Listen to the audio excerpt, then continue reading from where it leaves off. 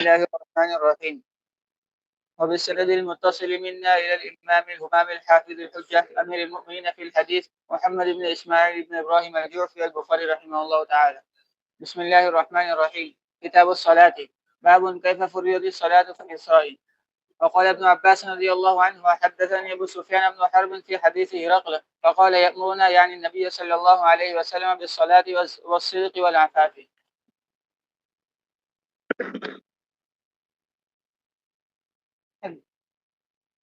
حدثنا يحيى بن بكير قال حدثنا الليث عن يونس عن ابن شهاب عن انس بن مالك رضي الله عنه قال كان ابو ذر رضي الله عنه يحدث ان رسول الله صلى الله عليه وسلم قال فرج عن سقف بيتي وانا بمكه فنزل جبريل عليه السلام ففرج صدري ثم غسله بماء زمزم ثم جاء بطص من ذهب ممتلئ حكمه وايمانا فافرغه في صدري ثم اطبقه ثم اخذ بيدي فعرج به الى السماء.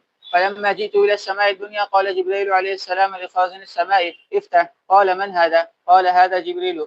قال هل معك أحد؟ قال نعم معي محمد. قال أوصل إليه؟ قال نعم. فلما فتح علونا السماء الدنيا فإذا رجل قاعد على يمينه أسودة وعلى يساره أسودة إذا نظر قبل يمينه ضحك وإذا نظر قبل شماله بكى فقال مرحبا بالنبي الصالح والابن الصالح. قلت لجبريل من هذا؟ قال هذا آدم وهذه الأسودة عن يمينه وشماله نسم بنيه فأهل اليمين منهم أهل الجنة والأسودة التي عن شماله أهل النار فإذا نظر عن يمينه ضحك وإذا نظر قبل شماله بكى حتى عرج به إلى السماء الثانية فقال لخازنها افتح فقال له خازنها مثل ما قال الأول ففتح. قال أنس فذكر أنه وجد في السماوات آدم وإدريس وموسى وعيسى وإبراهيم عليهم الصلاة والسلام ولم يثبت كيف منازلهم غير أنه ذكر أنه وجد آدم في السماء الدنيا وإبراهيم في السماء السادسة.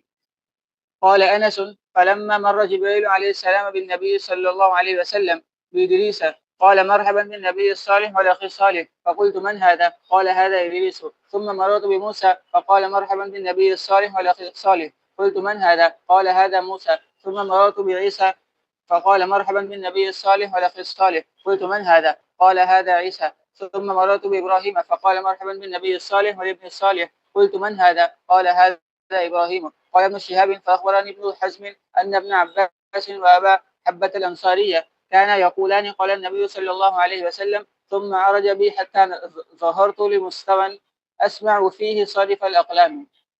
قال ابن حزم وأنس بن مالك رضي الله عنه قال النبي صلى الله عليه وسلم ففرض الله عز وجل على أمتي 50 صلاة فرجعت بذلك حتى مررت على موسى فقال ما فرض الله لك على أمتك؟ قلت فرض 50 صلاة. قال فارجع إلى ربك فإن أمتك لا تطيق. فراجعت فوضع شطرها. فرجعت إلى موسى قلت وضع شطرها فقال راجع ربك فإن أمتك لا تطيق ذلك. فراجعت فوضع شطرها. فرجعت إليه فقال ارجع إلى ربك فإن أمتك لا تطيق ذلك. فراجعته فقال هي 50 وهي 50 لا يبدل القول لدي. فرجعت إلى موسى فقال راجع ربك فقلت استحييت من ربي. ثم انطلق بي حتى انتهى بي إلى السدرة المنتهى فغشيها ألبان لا أدري ما هي. ثم أدخلت الجنة فإذا فيها حبائل اللؤلؤ وإذا ترابها المسك. بسم الله الرحمن الرحيم. الحمد لله رب العالمين والصلاة والسلام على سيد الأنبياء والمرسلين محمد وآله وصحبه أجمعين أما بعد. मुसन्निफ रहमतुल्लाह ताला अलैह ने अब यहाँ से मकसूद यानी इंसान के पैदाइश का जो असल मकसद था अल्लाह तबारक व तआला की इबादत और अल्लाह ताला की इबादत में नमाज सबसे ज्यादा अहम है। इस वजह से अब यहाँ से नमाज का बयान शुरू किया।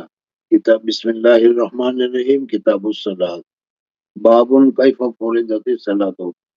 इमाम बुखारी रहमतुल्लाह ताला अलैह ने कैफ के साथ 40 बाब जिक्र किए हैं और उसमें से 30 बाब जिल्द अव्वल में और 10 बाब जिल्द आखिर में आएंगे।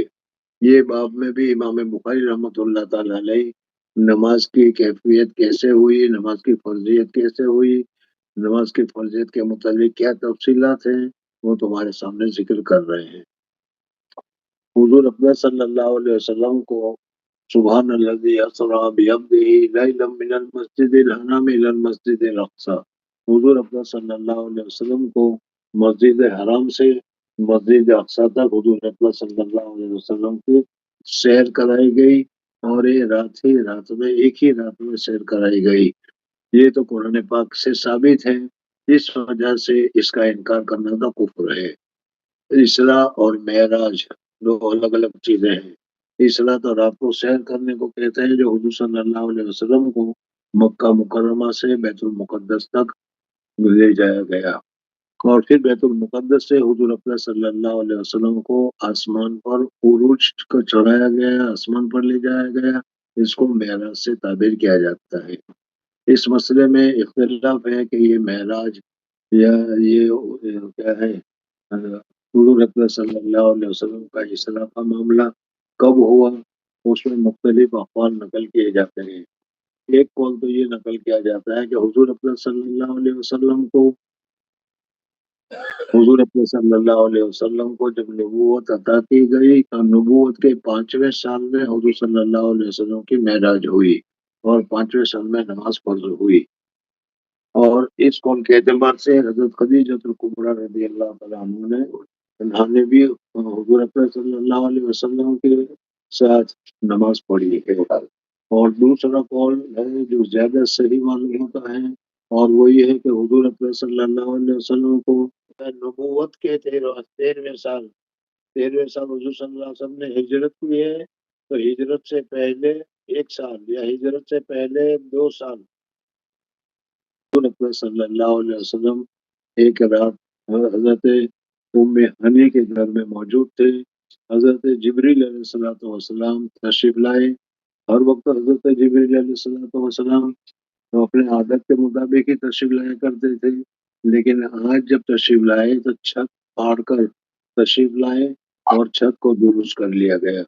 پھر حضور اکرم صلی اللہ علیہ وسلم کو یہاں سے مکہ مکرمہ میں حرم شریف میں لے جایا گیا، اور حرم شریف میں لے جا کر حضور اکرم صلی اللہ علیہ وسلم کا شرع صدر کیا۔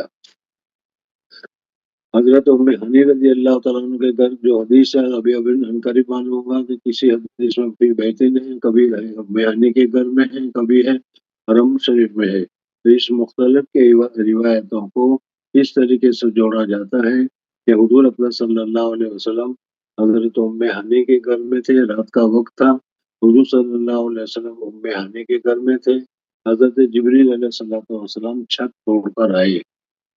یہاں پر چھت توڑ کر آنے میں بھی حکمت یہ تھی کہ حضور اکرم صلی اللہ علیہ وسلم کو یہ بتایا جانا تھا کہ آج جو کام ہوگا وہ خلاف عقل ہوگا یا خلاف دستور کے ہوگا۔ جیسے عامتاً کیا حضور اکرم صلی اللہ علیہ وسلم کے پاس آتے تھے تو سیدھے راستے سے آتے تھے اور چھت پھاڑ کر آئے ہیں۔ اس میں یہ بتانا ہے کہ جس طریقے سے چھت کو پھاڑ کر اس کو درست کر دیا گیا، اس طریقے سے آج بہت ساری چیزیں ہوگی اور اس میں نئی چیزیں ہوگی، آپ اس کو گھبرائیے نہیں۔ جیسے چھت کو درست کر دیا گیا ہے، اسی طریقے سے سارے کام کو درست کر دیا جائے گا۔ حضور اکرم صلی اللہ علیہ وسلم کو حرم شریف میں لے آئے گئے، اور حرم شریف میں لا کر حضرت جبریل علیہ السلام نے حضور اکرم صلی اللہ علیہ وسلم کا شرع صدر کیا، یعنی سینہ کو چیرا، سینہ کو چیرنے کے بعد دل کو نکالا، اور دل کو صاف کر کے اس میں حکمت اور ایمان وغیرہ بھر کر پھر دل کو درست کر دیا۔ اس وجہ سے کہ اس وقت اب جو سفر ہو رہا ہے وہ سفر نورانی ہے، اور سفر بہت ہی اہم اور بہت ہی اعلیٰ ہے۔ اس وجہ سے حضور اکرم صلی اللہ علیہ وسلم کے سینے مبارک میں وہ صلاحیت اور وہ استعداد پیدا کیا جائے کہ مستقل انوارات کے سلسلے میں بھی حضور اکرم صلی اللہ علیہ وسلم کو پریشانی نہ ہو۔ بہرحال ایک دوسری بات یہاں پر یہ ہے کہ حضور اکرم صلی اللہ علیہ وسلم کا شرع صدر ہوا یا تو کتنی مرتبہ ہوا۔ علم نشرح لک صدرک، قرآن پاک میں بھی اللہ تبارک و تعالیٰ نے ذکر کیا ہے، تو اس سلسلے میں بھی مختلف اقوال نقل کیے جاتے ہیں۔ ایک قول تو یہ نقل کیا جاتا ہے کہ زندگی میں کل 4 مرتبہ حضور اکرم صلی اللہ علیہ وسلم کا شرع صدر ہوا، اور بعض روایتوں سے معلوم ہوتا ہے کہ حضور اکرم صلی اللہ علیہ وسلم کا 5 مرتبہ شر صدر ہوا۔ حضور اکرم صلی اللہ علیہ وسلم کو جو 4 مرتبہ شر صدر ہوا، اس میں ایک مرتبہ حضرت حضور اکرم صلی اللہ علیہ وسلم بچپنے کی حالت میں تھے، حضرت دائی حلیمہ رضی اللہ تعالیٰ عنہ کے گھر میں تھے اور اپنے بھائی کے ساتھ یہاں جنگل میں تشریف لے گئے تھے بکریوں کو چرانے کے لیے۔ تو اس وقت حضرت حضور صلی اللہ علیہ وسلم کا بچپنے کی حالت میں سر صدر ہوا۔ حضرت جبریل علیہ السلام انسانی شکل میں آئے، حضور اکرم صلی اللہ علیہ وسلم کو لٹا دیا اور لٹا دینے کے بعد دل کو کھول کر دل میں سے کچھ چیزیں نکالی اور پھر دل کو صاف کر دیا۔ بھائی نے دیکھا، دوڑتا ہوا گیا اور کہا کہ میرا کیا ہے، قریشی بھائی کو تو کسی نے قتل کر دیا ہے۔ والدہ اور والد وغیرہ دوڑتے ہوئے آئے، آ کر دیکھا تو حضور اکرم صلی اللہ علیہ وسلم خیریت سے بیٹھے ہوئے تھے اور کوئی تکلیف وغیرہ نہیں تھی۔ تو یہ پہلا سر صدر تھا۔ اس وقت حضور صلی اللہ علیہ وسلم کے قلب مبارک سے چھوٹے بچپن میں جو بچپن کی حالت میں جو حالات ہوتے ہیں، کھیل کود کی طرف مائل ہوتے ہیں، اور تو یہ چیزیں جو تھی وہ حضور اکرم صلی اللہ علیہ وسلم کے دل سے نکال دی گئی۔ پھر دوسری مرتبہ حضور اکرم صلی اللہ علیہ وسلم کا شر صدر جو ہوا وہ اس وقت ہوا جب حضور اکرم صلی اللہ علیہ وسلم کو رسالت دی جا رہی تھی، اس وقت ہوا۔ تیسری مرتبہ حضور اکرم صلی اللہ علیہ وسلم کا شر صدر کیا ہے، لیلۃ المعراج میں ہوا۔ لیلۃ المعراج کے لیے میں نے ابھی بتایا کہ لیلۃ المعراج کون سے سن میں ہوا، اس میں 2 قول ہے، اور کون سے مہینے میں ہوا اس میں بھی مختلف اقوال ہے، لیکن مشہور قول یہ ہے کہ 27 رجب کو حضور اکرم صلی اللہ علیہ وسلم کو رات کو کیا ہے معراج ہوئی۔ بہرحال حضور اکرم صلی اللہ علیہ وسلم کو معراج کے وقت حضور اکرم صلی اللہ علیہ وسلم کا شر صدر ہوا، اور اس وقت حضور اکرم صلی اللہ علیہ وسلم کے سینے مبارک کو چیرا گیا، دل مبارک نکالا گیا۔ حضرت جبریل علیہ السلام نے زمزم کے پانی سے اس کو دھویا۔ زمزم کے پانی سے دھونے کی وجہ یہ ہے کہ سب سے زیادہ افضل اور سب سے زیادہ بہتر پانی زمزم کا ہے۔ ماہ کوثر سے بھی زمزم کا پانی افضل ہے۔ اگر ماہ کوثر افضل ہوتا تو جنت سے جیسے اور دوسری چیزیں لائے پانی بھی لایا گیا ہوتا، لیکن پانی نہیں لایا گیا اور زمزم کے پانی سے دھویا تو معلوم ہوا کہ زمزم کا پانی سب سے زیادہ افضل اور سب سے زیادہ بہتر ہے۔ موجودہ زمانے میں بھی ڈاکٹری تحقیقات کے اعتبار سے یا سائنسی تحقیقات کے اعتبار سے زمزم کے پانی کو سب سے زیادہ اچھا، سب سے زیادہ بہتر، سب سے زیادہ مبارک پانی تسلیم کیا گیا ہے۔ خیر بہرحال حضور اکرم صلی اللہ علیہ وسلم کو زمزم کے پانی سے دھونے کے بعد پھر ایمان اور حکمت سے بھرا گیا۔ یہاں پر بھی یہی اشکال ہوتا ہے کہ ایمان اور حکمت تو عرضی چیز ہے، جس میں جسمانیت نہیں ہے، تو اس عرضی چیز کو کس طریقے سے بھرا گیا؟ پہلے تو یہ اشکال ہوا کرتا تھا، لیکن موجودہ زمانے میں سائنس کی ترقیات کی وجہ سے، سائنس کی وجہ سے تمہیں معلوم ہے کہ بدن میں کمزوری ہوتی ہے تو وہ طاقت کو بھری جاتی ہے، اور اسی طریقے سے کیا ہے بدن میں بجلی کے ذریعے سے قوت وغیرہ بھری جاتی ہے۔ تو یہ ساری کی ساری چیزیں عارضی ہوتی ہے، عوارض ہوتی ہے، لیکن اس کے باوجود یہ بڑھا جاتا ہے۔ تو اللہ تبارک و تعالیٰ نے اپنی قدرت کاملہ سے حضور اکرم صلی اللہ علیہ وسلم کے دل مبارک میں ایمان اور حکمت کو بھر دیا، تاکہ آئندہ جو منازل پیش آنے والے ہیں اس منازل میں حضور اکرم صلی اللہ علیہ وسلم کو کوئی پریشانی نہ ہو اور اچھی طریقے سے حضور اکرم صلی اللہ علیہ وسلم تحمل کر سکے۔ پھر اس کے بعد حضور اکرم صلی اللہ علیہ وسلم کو حضرت جبریل علیہ السلام باہر لے کر آئے، اور ایک جانور تھا جس کو کیا ہے براق سے تعبیر کیا جاتا ہے، یعنی برق کی رفتار کے ساتھ وہ چلنے والا تھا، اس وجہ سے اس کو براق کہا گیا۔ اور برق کی رفتار تمہیں معلوم ہے کہ بجلی ایک ہی سیکنڈ میں پوری دنیا کے چکر لگا لیتی ہے، پوری دنیا کے 2 یا 3 چکر لگا لیتے ہیں، اتنی تیز رفتار کے ساتھ بجلی چلتی ہے۔ تو یہ جو سواری تھی وہ بھی اسی تیز رفتاری کے ساتھ چلنے والی تھی۔ حدیث میں بھی آتا ہے کہ جس جگہ پر نظر پڑتی تھی وہاں اس کا قدم پڑتا تھا۔ بہرحال وہ تیز سواری تھی، اس تیز سواری پر بٹھا کر حضور اکرم صلی اللہ علیہ وسلم کو مکہ مکرمہ سے حضرت جبریل علیہ السلام لے کر چلے، اور وہ براق حضور اکرم صلی اللہ علیہ وسلم تشریف فرما تھے، اور اس براق کے ساتھ حضرت جبریل علیہ السلام ملک شام میں بیت المقدس پہنچے۔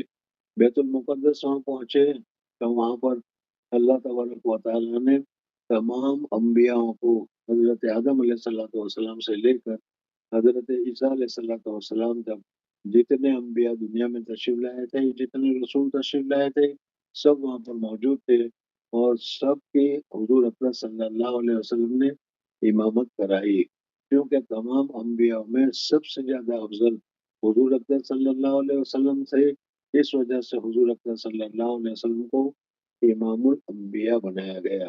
بہرحال حضور اکرم صلی اللہ علیہ وسلم نے 2 رکعت نماز پڑھی، اور پھر اس کے بعد سلام کیا۔ سلام کرنے کے بعد پھر ہر ایک نبیوں کے ساتھ تعارف ہوا، حضرت آدم علیہ السلام، حضرت نوح علیہ السلام، اور ہر ایک نے حضرت ابراہیم علیہ السلام وغیرہ، اور ہر ایک نے اپنا اپنا تعارف وغیرہ کرایا۔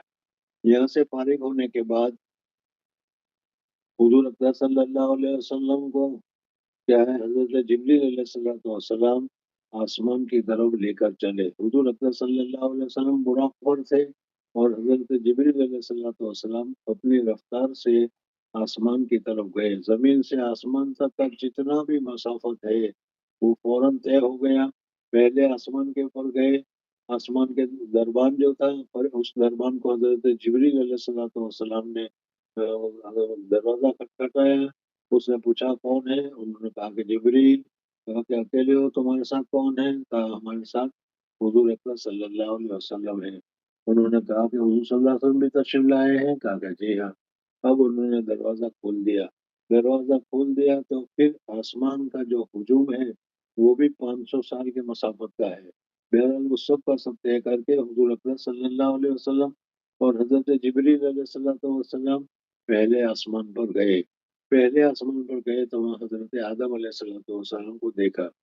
حضور اکرم صلی اللہ علیہ وسلم جب بیت المقدس میں تشریف لائے تو بیت المقدس میں تشریف لانے سے پہلے ہی سب انبیاء کو حاضر ہونے کے لیے حکم دیا۔ پھر جب نماز ختم ہو گئی سب کو واپس کر دیا گیا، سب اپنی اپنی جگہ پر پہنچ گئے۔ حضرت آدم علیہ السلام تشریف فرما تھے، اور حضرت آدم علیہ السلام کی دانی طرف اور بائیں طرف بہت سارے چھوٹے چھوٹے چھوٹے چھوٹے یا نسیمہ تھے، انسانوں کی روح تھی، یا انسانوں کی تصویر تھی، یا وہ انسان تھے جو ابھی پیدا ہونے والے تھے۔ حضرت آدم علیہ السلام دائیں طرف دیکھتے تھے تو خوش ہوتے تھے، اور بائیں طرف دیکھتے تھے تو حضرت آدم علیہ السلام کو ناراضگی ہوتی تھی۔ پوچھا گیا کہ یہ وہ لوگ ہیں جو آخر میں یہ اللہ تبارک و تعالیٰ پر ایمان لے آئیں گے، اور قیامت میں وہ اللہ تبارک و تعالیٰ اس کو جنت میں داخلہ دے گا۔ تو ان سودا کی روحوں کو جو بھی پیدا ہونے والے تھے ان کی روحوں کو دیکھ کر حضرت آدم علیہ السلام کو خوشی ہوتی تھی، اور بائیں طرف جو لوگ تھے وہ لوگ تھے جو اللہ کے اوپر ایمان لانے والے نہیں تھے، شیطان کے تابع دار تھے، جو آخر میں جا کر جہنم میں داخل ہوں گے۔ اس وجہ سے حضرت آدم علیہ السلام ان کو دیکھ کر کیا ہے ناراض ہوتے تھے، اور ان کو دیکھ کر کیا ہے غمگین ہوتے تھے۔ بہرحال حضرت آدم علیہ السلام کے پاس حضور اکرم صلی اللہ علیہ وسلم کو لے جایا گیا۔ حضرت آدم علیہ السلام کے لیے حضرت جبریل علیہ السلام نے کہا یہ آپ کے ابا جان آدم علیہ السلام ہیں، یہ ان کو سلام کرو۔ حضرت آدم علیہ السلام کو سلام کیا۔ حضرت آدم علیہ السلام نے سلام کا جواب دیا، وعلیکم السلام، اور پھر بنک کا لفظ کہا، یعنی بیٹے کا لفظ کہا، کیونکہ حضور اکرم صلی اللہ علیہ وسلم حضرت آدم علیہ السلام کے بیٹے ہوتے تھے، اس وجہ سے حضرت آدم علیہ السلام نے بیٹا کا لفظ کہا۔ اسی طریقے سے حضرت آدم علیہ السلام سے ملاقات کرنے کے بعد حضور اکرم صلی اللہ علیہ وسلم دوسرے آسمان کی طرف چلے حضرت جبریل کے ساتھ، اور اسی ساری تفصیل کے ساتھ ساتویں آسمان چھٹے آسمان پر حضرت موسیٰ علیہ السلام کی ملاقات ہوئی۔ ساتویں آسمان پر جہاں بیت المعمور ہے وہاں حضرت ابراہیم علیہ السلام کی ملاقات ہوئی، اور بیت المعمور سے پھر کیا ہے سدرۃ المنتہا، یعنی ایک ایسی جگہ ہے جس کو سدرۃ المنتہا کہا جاتا ہے۔ سدرۃ المنتہا کا معنی یہ ہے کہ دنیا کے جو حالات ہیں وہ سارے کے سارے وہاں آ کر جمع ہوتے ہیں، اور پھر جو اعمال اللہ تبارک و تعالیٰ کو پسند ہوتے ہیں، جو قبول ہوتے ہیں، وہ وہاں سے اٹھا لیے جاتے ہیں، اور اللہ جل جلالہ و من والوں کی طرف سے جو احکامات نازل ہوتے ہیں وہ سب سے پہلے سدرۃ المنتہا پر اترتے ہیں، اور سدرۃ المنتہا کے بعد پھر وہ عالم دنیا میں نافذ ہوتے ہیں۔ تو وہ ایک ایسی جگہ تھی جو ایک سینٹر جگہ تھی، منتہا جگہ تھی دنیا والوں کے لیے بھی اور ملائے اعلیٰ والوں کے لیے بھی، اس وجہ سے اس کو سدرۃ المنتہا کہا گیا ہے۔ حضور اکرم صلی اللہ علیہ وسلم کے ساتھ حضرت جبریل علیہ الصلوۃ والسلام سدرۃ المنتہا تک پہنچے، اور پھر اس کے بعد حضور اکرم صلی اللہ علیہ وسلم کو حضرت جبریل علیہ الصلوۃ والسلام نے کہا کہ سدرۃ المنتہا کی اس جگہ سے میں آگے نہیں بڑھ سکتا، میری حد یا میری کیپیسٹی یا میری طاقت یہیں تک ہے، میری حد یہی ہے، اس سے اور آگے میں نہیں بڑھ سکتا، اگر اس سے اور آگے میں بڑھوں گا تو اللہ کے تجلی کی مجھ سے برداشت نہیں ہوگی، اور اللہ کے تجلی کی وجہ سے میں جل جاؤں گا۔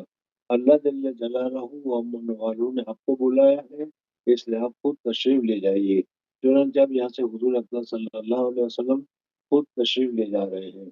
اب جب یہ خود تشریف لے جا رہے ہیں تو اس کے متعلق روایتوں میں یہ آتا ہے کہ ایک رف رف قسم کی ایک چیز حضور اکرم صلی اللہ علیہ وسلم کے سامنے پیش کی گئی۔ حضور اکرم صلی اللہ علیہ وسلم اس پر سوار ہو گئے، اور وہ کیا ہے تمام حجابات کو توڑتے ہوئے اور تمام حجابات کو ختم کرتے ہوئے حضور اکرم صلی اللہ علیہ وسلم اس پر چلے، ثم دنا فتدلى، حضور صلی اللہ علیہ وسلم قریب ہوتے رہے ہوتے رہے ہوتے رہے ہوتے رہے ہوتے رہے، یہاں تک کہ جس جگہ تک جانا تھا وہاں تک، یا جس جگہ پر اللہ تبارک و تعالیٰ کو بلانا تھا، جس جگہ تک اللہ تبارک و تعالیٰ پہنچانا چاہتے تھے، اس جگہ تک حضور اکرم صلی اللہ علیہ وسلم پہنچ گئے۔ تو پھر اس کے بعد حضور اکرم صلی اللہ علیہ وسلم نے وہاں لکھنے کی، قلم چلنے کی آواز سنی۔ پرانے زمانے میں جو قلم ہوتا تھا خطے کے ذریعے سے لکھا جاتا تھا، اس وجہ سے اس کے لکھنے میں آواز ہوتی تھی۔ موجودہ زمانے کی قلم میں تو آواز نہیں ہوتی، لیکن اس میں روشنائی وغیرہ کے ذریعے سے لکھا جاتا تھا تو وہ چڑچڑاہٹ کی آواز ہوتی تھی۔ حضور اکرم صلی اللہ علیہ وسلم نے چڑچڑاہٹ کی آواز کو سنا اور سمجھ گئے کہ یہ وہ جگہ ہے جہاں پر لوح محفوظ ہے، اور لوح محفوظ میں اللہ جل جلالہ و امن والوں نے جو لکھ رکھا ہے، فرشتے اس کو نقل کر رہے ہیں، اور نقل کرنے کے بعد اس کے احکام کے مطابق اس کے مطابق عمل کرتے ہیں۔ تو حضور اکرم صلی اللہ علیہ وسلم کے دل میں بھی یہ بات آ گئی کہ اللہ جل جلالہ کے حضور میں، حالانکہ اللہ تبارک و تعالیٰ تو ہر جگہ موجود ہے، میں اور آپ جس طریقے سے ایک جگہ بیٹھے ہیں اس طریقے سے اللہ تبارک و تعالیٰ مجسم نہیں ہے، بلکہ ہر جگہ پر ہے۔ تو پھر اس کا مطلب کیا ہے؟ اس کا جواب یہ ہے کہ دیکھو بدن میں روح ہے، وہ روح بدن کے ہر جز میں ہے، بال میں بھی ہے، ناخن میں بھی ہے۔ اسی وجہ سے جب ناخن کاٹا جاتا ہے تو پھر اس صورت میں تکلیف ہوتی ہے، بال کو اکھیڑا جاتا ہے تو اس صورت میں تکلیف ہوتی ہے، وہ تکلیف روح کی وجہ سے ہوتی ہے۔ تو اس طریقے سے بدن کے ہر جز میں روح ہے، لیکن روح کا خصوصی تعلق قلب کے ساتھ ہے، دماغ کے ساتھ ہے۔ اس وجہ سے قلب اور دماغ کو اگر اثر پہنچو تو اس کا اثر زیادہ ہوتا ہے۔ تو اسی طریقے سے اللہ تبارک و تعالیٰ ہر جگہ موجود ہے، لیکن عرش کے اوپر یا کرسی کے اوپر یا ساتوں آسمان سے اوپر اللہ تبارک و تعالیٰ کا خصوصی اثر موجود ہے۔ وہاں تک حضور اکرم صلی اللہ علیہ وسلم تشریف لے گئے۔ جب حضور اکرم صلی اللہ علیہ وسلم تشریف لے گئے تو اس وقت حضور صلی اللہ علیہ وسلم اکیلے تھے اور کوئی دوسرا نہیں تھا، اور حضور اکرم صلی اللہ علیہ وسلم کے سامنے اب وہ ساری باتیں پیش آئی کہ حضور صلی اللہ علیہ وسلم جب وہاں جہاں تک اللہ تبارک و تعالیٰ کو لے جانا تھا وہاں تک لے گئے۔ اب اللہ جل جلالہ اور حضور اکرم صلی اللہ علیہ وسلم کی خصوصی توجہ اور خصوصی ملاقات کی جگہ ہے، اور اس وقت حضور اکرم صلی اللہ علیہ وسلم نے اللہ تبارک و تعالیٰ کے سامنے کیا ہے اپنی عجز و نیازی، تواضع اور اپنی عبادت اور اس کا اخلاص وغیرہ کا ذکر کیا۔ اللہ جل جلالہ امن والوں کے یہاں یہی چیز پسند ہے، اور حضور اکرم صلی اللہ علیہ وسلم نے یہی چیز حضور صلی اللہ علیہ وسلم نے اللہ تبارک و تعالیٰ کے سامنے پیش کی اور فرمایا التحیات للہ والصلوات والطیبات، میری تمام قولی عبادتیں، میری تمام پہلی عبادتیں، میری تمام مالی عبادتیں اللہ ہی کے لیے ہیں۔ یہ اللہ، میں کامل اخلاص کے ساتھ جو بھی عبادت ہے، چاہے قولی ہو چاہے پہلی ہو عملی ہو، سب میں تیرے ہی لیے کرتا ہوں اور تیرے ہی لیے ہے۔ اللہ تبارک و تعالیٰ نے حضور اکرم صلی اللہ علیہ وسلم کی اس تجزیے کو جو پیش کیا گیا قبول فرمایا، اور قبول فرمانے کے بعد اللہ تبارک و تعالیٰ نے حضور اکرم صلی اللہ علیہ وسلم کو سلام پیش کیا، السلام علیکہ ایھا النبی، اے نبی تمہارے پر اللہ تبارک و تعالیٰ کی طرف سے سلامتی ہو، السلام علیکہ ایھا النبی ورحمۃ اللہ وبرکاتہ۔ جب یہ سنا تو پھر حضور اکرم صلی اللہ علیہ وسلم نے اس سلام کو قبول کیا، السلام علینا وعلی عباد اللہ الصالحین، اور حضرت حضور صلی اللہ علیہ وسلم نے اللہ تبارک و تعالیٰ کے سلام کو قبول کیا، اور پھر حضور اکرم صلی اللہ علیہ وسلم نے اس وقت عباد اللہ الصالحین، یعنی جو اللہ تبارک و تعالیٰ کے نیک بندے ہیں، ان نیک بندوں کو بھی یاد کیا اور کہا کہ اللہ تبارک و تعالیٰ کا یہ سلام مجھے بھی اور میرے نیک بندوں کو بھی پہنچے۔ یہاں پر ایک سوال ہوتا ہے کہ حضور اکرم صلی اللہ علیہ وسلم کا رحمت للعالمین تھے، حضور اکرم صلی اللہ علیہ وسلم کا شفیع المذنبین تھے، تو حضور اکرم صلی اللہ علیہ وسلم نے وہاں پر عباد اللہ الصالحین کو تو تذکرہ کیا، لیکن حضور اکرم صلی اللہ علیہ وسلم نے ہم گنہگاروں کو وہاں پر یاد نہیں کیا۔ پہلی بات تو یہی ہے کہ ایسا موقع اللہ جل جلالہ کے پاس حضور اکرم صلی اللہ علیہ وسلم پہنچے، اور اس اتنی قربت، اتنی نزدیکی کہ اتنی نزدیکی کہ جبریل بھی اس کو اتنی نزدیکی پر نہیں ہے، اس سے بھی زیادہ نزدیکی پر حضور صلی اللہ علیہ وسلم پہنچے، اور ایسے خاص اور خاص وقت میں حضور اکرم صلی اللہ علیہ وسلم نے اللہ تبارک و تعالیٰ کے سلام کو قبول کیا، اور قبول کرنے کے بعد حضور اکرم صلی اللہ علیہ وسلم نے اپنے بندوں، اپنی امت کو یا اپنے امت کے بندوں کو یاد کیا۔ یہی حضور اکرم صلی اللہ علیہ وسلم کا کمال ہے۔ ایک بزرگ تھے، اس سے کسی مرید نے کہا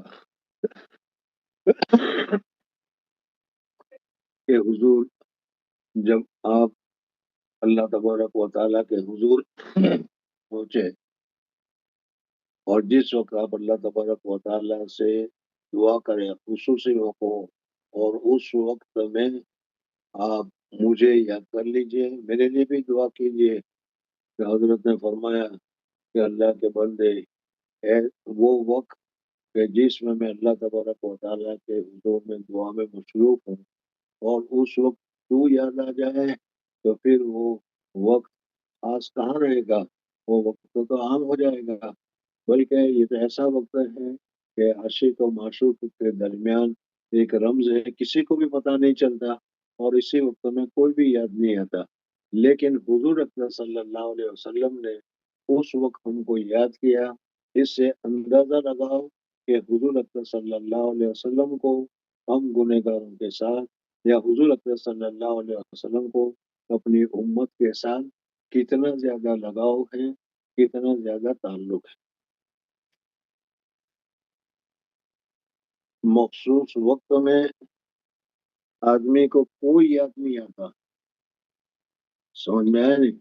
ایسے وقت میں اگر کوئی کسی کو یاد کرتا ہے تو انتہائی تعلق اور انتہائی لگاؤ ہوتا ہے، اسی کو یاد کرتا ہے۔ اگر کوئی آدمی اگر یہ کہے کہ تم شب زفاف میں مجھے یاد کر لینا، کون یاد کرتا ہے شب زفاف میں کسی کو؟ اس وقت کسی کو پتہ ہی نہیں چلتا، اور کوئی یاد بھی نہیں آتا۔ اب حضور اکرم صلی اللہ علیہ وسلم اللہ جل جلالہ و من والوں کے ساتھ خلوت میں ہے، تو اس خلوت میں حضور اکرم صلی اللہ علیہ وسلم نے اپنی امت کو یاد کیا۔ اسی طریقے سے اور بھی بہت ساری حدیثیں ہیں. قیامت کے دن بھی ہر ایک نبی نفسی نفسی پکار رہا ہوگا، اور اس وقت حضور اکرم صلی اللہ علیہ وسلم امتی امتی کر رہے ہوں گے. اسی طریقے سے بہت سارے دوسرے واقعات میں حضور اکرم صلی اللہ علیہ وسلم کو اگر فکر تھی تو اپنی امت کی فکر تھی. بہرحال ہر ایک نبی کو اللہ تبارک و تعالیٰ نے ایک ایک دعا دی تھی. حضرت نوح علیہ الصلوۃ والسلام نے اس دعا کو قبول کر لیا، حضرت موسیٰ علیہ الصلوۃ والسلام نے اس دعا کو کر لیا، حضرت ابراہیم علیہ الصلوۃ والسلام نے اس دعا کو کر لیا. لیکن حضور اکرم صلی اللہ علیہ وسلم فرماتے ہیں کہ میں نے اس دعا کو ابھی محفوظ رکھا ہے، اور اس دعا کو میں قیامت کے دن اپنی امت کے جہنم سے چھٹکارے کے لیے اللہ تبارک و تعالیٰ سے استعمال کروں گا. ان ساری چیزوں سے معلوم ہوتا ہے کہ حضور اکرم صلی اللہ علیہ وسلم کو اپنی امت کے ساتھ کتنا زیادہ لگاؤ ہے، کتنی زیادہ محبت ہے، اور امت کو کتنی زیادہ فکر ہے. اب جب حضور اکرم صلی اللہ علیہ وسلم تو اتنی فکر ہماری کر رہے ہیں، اور ہم حضور اکرم صلی اللہ علیہ وسلم کی کتنی فکر کر رہے ہیں، حضور اکرم صلی اللہ علیہ وسلم کی کتنی بات کو مان رہے ہیں، حضور اکرم صلی اللہ علیہ وسلم کی کتنی سنتوں پر عمل کر رہے ہیں، حضور اکرم صلی اللہ علیہ وسلم کے طریقے کے مطابق اپنی زندگی گزار رہے ہیں کہ نہیں، یہ ہمیں سوچنے کی ضرورت ہے. اور ہماری طرف سے یہ کتنی کمی ہو رہی ہے، اس کمی کو دور کرنے کی ضرورت ہے. بہرحال بات چل رہی تھی. بعض حضرات فرماتے ہیں کہ حضور صلی اللہ علیہ وسلم نے عباد اللہ صالحین تو کہا، لیکن ہم گنہگاروں کو یاد نہیں کیا. ہماری طرف سے اس کا جواب یہ ہے کہ حضور اکرم صلی اللہ علیہ وسلم نے فرمایا السلام علینا. حضور صلی اللہ علیہ وسلم نے جب پہلی مرتبہ سلام کو قبول کیا تو اس میں حضور صلی اللہ علیہ وسلم نے فرمایا کہ السلام علینا، تو علینا کا جمع کا صیغہ ہے، اور اس وقت میں حضور صلی اللہ علیہ وسلم کی تمام امتی جو ہے اس میں شامل ہو گئے. پھر خصوصیت کے ساتھ اللہ تبارک و تعالیٰ نے حضور اکرم صلی اللہ علیہ وسلم کے لیے عبادت صالحین کا کہا کہ صالحین کا درجہ اونچا ہے. اس وجہ سے اللہ کے ساتھ صالحین کو خصوصیت کے ساتھ ذکر کیا. تو حضور اکرم صلی اللہ علیہ وسلم نے اس وقت بھی جب وہ اللہ تبارک و تعالیٰ کے ساتھ تخلیہ میں مل رہے تھے، حضور اکرم صلی اللہ علیہ وسلم نے ہم کو یاد کیا. اس وجہ سے ہمارے لیے بھی لازم ہے کہ ہم حضور اکرم صلی اللہ علیہ وسلم کو درود وغیرہ میں یاد کرتے رہیں. حضور اکرم صلی اللہ علیہ وسلم نے جب کہا السلام علینا وعلی عباد اللہ الصالحین، تو وہاں جو حضور اکرم صلی اللہ علیہ وسلم اور اللہ تبارک و تعالیٰ کے درمیان عرش کے بعد تخلیہ ہو رہا تھا، تو وہ جو وہاں کے مخصوص فرشتے تھے، ان مخصوص فرشتوں نے کہا اشہد ان لا الہ الا اللہ وحدہ لا شریک لہ واشہد ان محمدا عبدہ ورسولہ. پھر اس کے بعد جب حضور اکرم صلی اللہ علیہ وسلم کی واپسی ہونے لگی، تو اللہ جل جلالہ و امن والوں نے حضور اکرم صلی اللہ علیہ وسلم کو 50 نمازوں کا ہدیہ دیا اور 50 نماز پڑھنے کا حکم فرمایا. بہرحال نماز یہ حضور اکرم صلی اللہ علیہ وسلم کے ساتھ الصلاۃ معراج المؤمنین، مومنین کی معراج ہے. اس وجہ سے حضور اکرم صلی اللہ علیہ وسلم نے جب 50 نمازوں کا حکم ملا تو حضور اکرم صلی اللہ علیہ وسلم بہت خوش ہو گئے، اور خوش ہونے کے بعد 50 نماز کو لے کر حضور اکرم صلی اللہ علیہ وسلم تشریف لینے لگے. ظاہر بات ہے کہ حضور اکرم صلی اللہ علیہ وسلم کو مسرت ہوئی، خوشی ہوئی کہ اب اللہ جل جلالہ و من والہ کے حضور میں حاضر ہونے کے لیے 50 مرتبہ ہمیں حاضر ہونے کا موقع ملے گا. دین میں 50 مرتبہ حضور صلی اللہ علیہ وسلم کو اور امت کو اللہ جل جلالہ و من والوں کے حضور میں حاضری ہوگی، اور یہ ایک عاشق کے لیے بہت ہی زیادہ خوشی کی بات ہے کہ اپنے معشوق کے حضور میں بار بار حاضر ہونے کا موقع ملے. بہرحال حضور اکرم صلی اللہ علیہ وسلم اسی خوشی کو ساتھ ساتویں آسمان وہاں سے کیا ہے پھر واپس لوٹے، اور واپس لوٹے کیا پر سدرۃ المنتہا کے پاس، سدرۃ المنتہا کے پاس آئے، حضرت ابراہیم علیہ السلام جا رہے تھے، پھر وہاں سے حضرت موسیٰ علیہ السلام کے پاس چھٹے آسمان پر حضرت موسیٰ علیہ السلام کے پاس گزرے، تو حضرت موسیٰ علیہ السلام نے سمجھے کہ پہلے سمجھ گئے کہ اللہ جل جلالہ من والوں نے اس نوجوان کو کتنا اعلیٰ اور کتنا اونچا مقام دیا ہے، اس وجہ سے ضرور ان کو ہدیے میں کوئی خاص چیز دی گئی ہوگی۔ اس لیے پوچھا کہ اللہ تبارک و تعالیٰ نے تمہارے لیے کیا ہدیہ دیا؟ تو حضور اکرم صلی اللہ علیہ وسلم نے فرمایا کہ 50 نمازیں ہمیں عطا کی گئی۔ حضرت موسیٰ علیہ السلام نے فوراً حضرت موسیٰ علیہ السلام نے حضور صلی اللہ علیہ وسلم کو کہا کہ یا رسول اللہ، میں دنیا میں لوگوں کے ساتھ رہ چکا ہوں، امت کو میں اچھی طریقے سے جان چکا ہوں، پہچان چکا ہوں، میری امت پر صرف 2 نمازیں فرض تھی، لیکن وہ 2 نمازیں بھی اچھی طریقے سے ادا نہیں کر سکے۔ آپ کی امت پر یہ 50 نمازیں ہیں، آپ کی امت سے 50 نمازیں کیسے ادا جاؤ، اور جا کر اللہ تبارک و تعالیٰ سے گزارش کرو کہ اس 50 نماز میں سے کچھ نماز کو معاف کرے یا کچھ نمازوں کو کم کرے۔ حضور اکرم صلی اللہ علیہ وسلم نے حضرت جبریل علیہ السلام ساتھ میں تھے، اب سدرۃ المنتہا سے پھر حضور صلی اللہ علیہ وسلم ساتھ میں ہو گئے، حضرت جبریل علیہ السلام ساتھ میں ہو گئے، تو جبریل علیہ السلام نے اشارہ کیا کہ ٹھیک یہ کہہ رہے ہیں، آپ کو ضرور واپس جانا چاہیے۔ یہاں پر بھی دوسری اور ساری بحثیں ہیں، ان میں سے ایک بحث یہ بھی ہے کہ پہلے ہی وقت میں 5 دی ہوتی، بار بار حضور صلی اللہ علیہ وسلم کو آنا جانا کیوں پڑا؟ تو اس کا جواب یہ ہے کہ حضور اکرم صلی اللہ علیہ وسلم کو بار بار اللہ تبارک و تعالیٰ کے حضور میں، اللہ تبارک و تعالیٰ کے دربار میں جانا پڑا، اور جب گئے تو وہاں سے جو انوارات ملے، جو نورانیت ملی، وہ نورانیت بڑھوتری کے ساتھ ملتی رہی، اور یہ ایک خاص فائدہ ہے جس کی وجہ سے اللہ تبارک و تعالیٰ نے حضور اکرم صلی اللہ علیہ وسلم کو بار بار آنے کے لیے موقع عطا فرمایا۔ بہرحال حضرت جبریل علیہ السلام کے اشارہ کرنے سے حضور صلی اللہ علیہ وسلم پھر گئے، اور جا کر اللہ تبارک و تعالیٰ سے گزارش کی، تو اللہ تبارک و تعالیٰ نے کہا کہ جاؤ آدھی معاف کر دی، تو 50 کی جگہ پر 25 ہو گئی۔ پھر اس کے بعد واپس آئے، حضرت موسیٰ علیہ السلام نے پھر بھیجا، پھر نماز 4 یا 5 مرتبہ اس طریقے سے آنا جانا ہوا، اور آنا جانے میں صرف 5 نمازیں باقی رہ گئی۔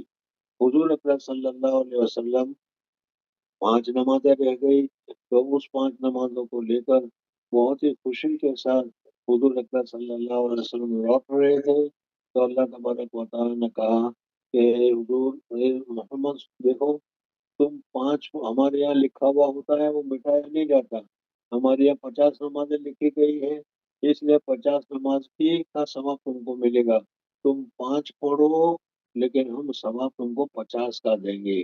جب حضور اکرم صلی اللہ علیہ وسلم نے یہ سنا، بہت ہی مسرت ہوئی، بہت ہی خوشی ہوئی، اور خوشی ہونے کے ساتھ حضرت موسیٰ علیہ السلام کے پاس جب واپسی ہوئی، حضرت موسیٰ علیہ السلام نے پھر کہا کہ جاؤ ابھی کم کراؤ، میری امت 2 نماز بھی نہیں پڑھ سکی، آپ کی امت کے لیے یہ 5 نمازیں پڑھنا بھاری ہوگا۔ حضور اکرم صلی اللہ علیہ وسلم نے کہا کہ بار بار جاتے ہوئے مجھے شرم محسوس ہوتی ہے، یا یہ بھی حضور صلی اللہ علیہ وسلم کو احساس ہوا کہ 5 کے حساب سے نماز معاف ہو رہی ہے، اور ابھی صرف 5 رہ گئی ہے، اور میں گیا اور پھر 5 نمازیں بھی معاف ہو گئی، تو پھر کیا باقی رہے گا؟ اس وجہ سے حضور اکرم صلی اللہ علیہ وسلم نے 5 نمازوں کو قبول کیا، اور قبول کرنے کے بعد پھر پہلا سدرۃ المنتہا تک تشریف لے آئے۔ اب سدرۃ المنتہا کے بعد حضور اکرم صلی اللہ علیہ وسلم کو اللہ تبارک و تعالیٰ نے آسمان اور زمین کے درمیان یہ بہت ساری نئی چیزیں، جنت ہے، جہنم ہے وغیرہ دکھلائی، وہ سارا تذکرہ یہاں پر آیا ہے۔ پھر حضور اکرم صلی اللہ علیہ وسلم وہاں سے واپس آ گئے۔ یہ آسمان پر جانا، بیت المقدس پر جانا، بیت المقدس سے آسمان پر جانا، اور ایک آسمان سے دوسرے آسمان پر، دوسرے آسمان سے تیسرے آسمان پر، کہ جس میں 500 سال کی مسافت ہے، لمحے میں ختم کر دینا، یہ اللہ تبارک و تعالیٰ کی قدرت کی بات ہے۔ پہلے تو بہت سارے اشکالات کرتے تھے، اور خاص کر کے جو نہیں ماننے والے ہیں وہ بھی کہتے تھے کہ انسان زمین سے آگے جا ہی نہیں سکتا، اوپر جائے گا تو ٹھنڈی بہت پڑے گی، ٹھنڈی میں مر جائے گا، گرمی بہت آئے گی، گرمی میں مر جائے گا وغیرہ، تو یہ کس طریقے سے جا سکتا ہے؟ ہماری طرف سے جواب یہ ہے کہ ایک تو ہوتا ہے خود جانا، اور ایک تو ہوتا ہے کہ بلائے تو جانا۔ خود جانے میں تو سارا انتظام ہمیں خود کرنا پڑتا ہے، لیکن اگر کوئی بلائے تو پھر وہ سارا انتظام وہی کرتا ہے۔ اس وجہ سے اللہ تبارک و تعالیٰ نے سارا انتظام کیا تھا اور انتظام کر کے بلایا تھا، اور حضور صلی اللہ علیہ وسلم جسم و جسمانیت کے ساتھ آسمان پر تشریف لے گئے، اور اس وقت اللہ جل جلالہ و من والوں نے یہ سارے تحریکات جو ہے اور یہ سارا سما جو ہے، اس سما کو روک دیا تھا۔ اس وجہ سے حضور صلی اللہ علیہ وسلم گئے تو اس وقت زنجیر ہل رہی تھی، اور واپس آئے تب بھی زمین زنجیر اسی طریقے سے ہی تھی، ایک سیکنڈ کا بھی وہ ختم نہیں ہوا، بستر بھی گرم تھا۔ جو آتا سب کا مطلب یہی ہے کہ حضور اکرم صلی اللہ علیہ وسلم جب تشریف لے گئے، اللہ تبارک و تعالیٰ نے ساری حرکتیں بند کر دی، اور یہ عامتاً ہوتا ہے۔ تمہارے یہاں وزیر اعظم آتا ہے تو اس صورت میں وہ روڈ بند کر دیا جاتا ہے، کسی کو آنے جانے کی اجازت نہیں ہے۔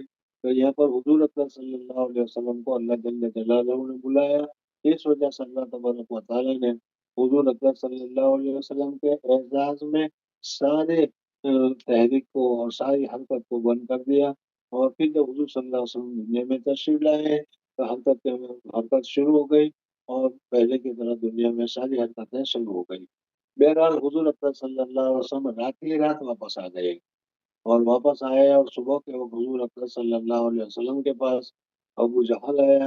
حضور اکرم صلی اللہ علیہ وسلم نے ابو جہل کو کہا کہ رات کو اللہ تبارک و تعالیٰ مجھے مکہ سے بیت المقدس اور بیت المقدس سے آسمان پر لے گیا، تو ظاہر بات ہے کہ ابو جہل اور اس بات کو سن کر بہت زیادہ کیا ہے خوش ہوا، کیا حضور صلی اللہ علیہ وسلم کو جو لوگ سچا کہہ رہے ہیں، آج انہوں نے ایسی بات کہی ہے کہ کوئی اس کی صداقت کو قبول نہیں کرے گا۔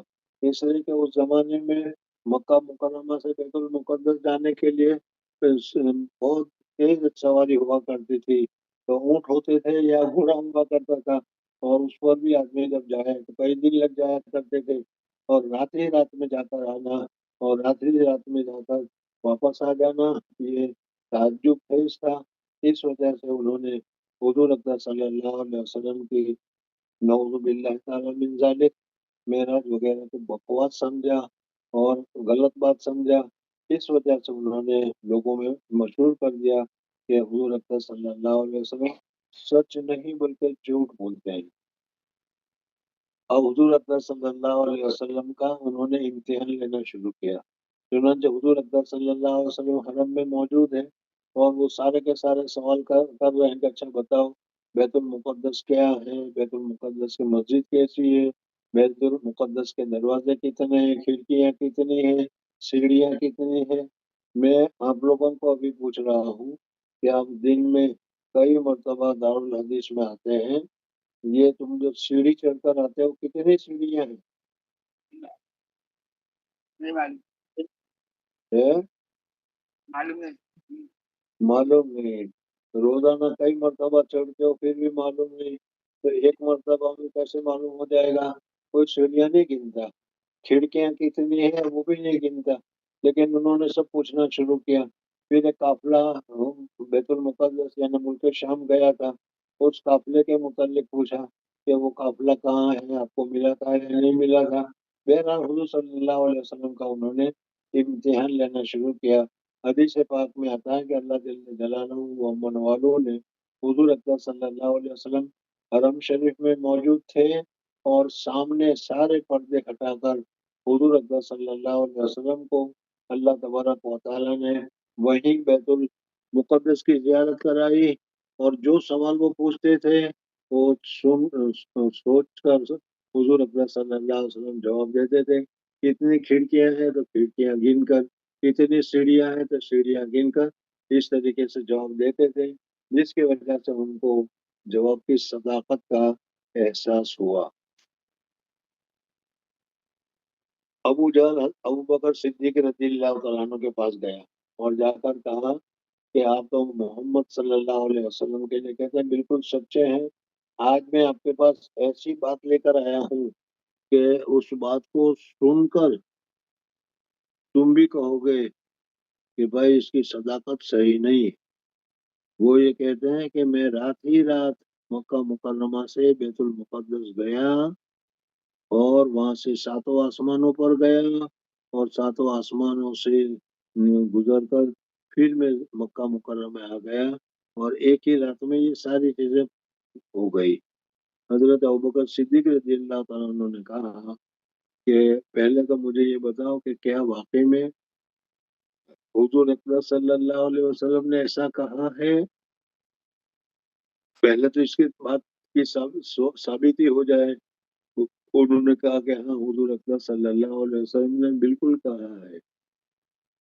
حضرت ابوبکر صدیق رضی اللہ تعالیٰ عنہ نے کہا کہ اگر حضور اکرم صلی اللہ علیہ وسلم نے کہا ہے کہ میں رات ہی رات بیت المقدس اور بیت المقدس سے 7 آسمان اور 7 زمین پر جا کر آ گیا ہوں تو یہ بالکل صحیح ہے۔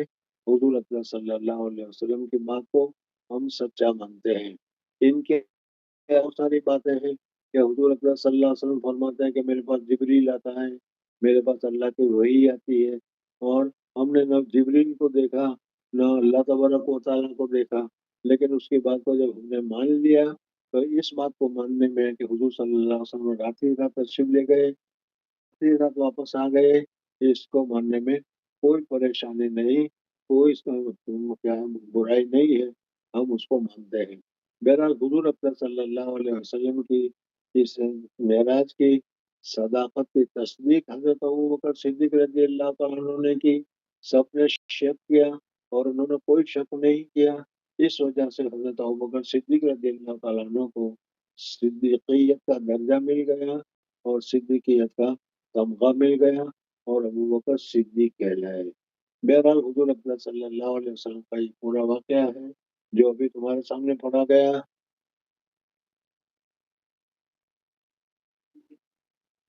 ابھی ضرورت تو نہیں ہے لیکن چلو پھر کتاب حل ہونے کے لیے میں بتا دوں کس طریقے سے۔ بابن کیف فرضت الصلاۃ فی الاسراء، اسراء کہتے ہیں رات ہی رات سفر کرنا۔ اب حضور اکرم صلی اللہ علیہ وسلم کو جو اسراء ہوئی ہے، معراج ہوئی ہے، وہ معراج جسمانی ہوئی یا معراج روحانی ہوئی، اس میں اختلاف ہے۔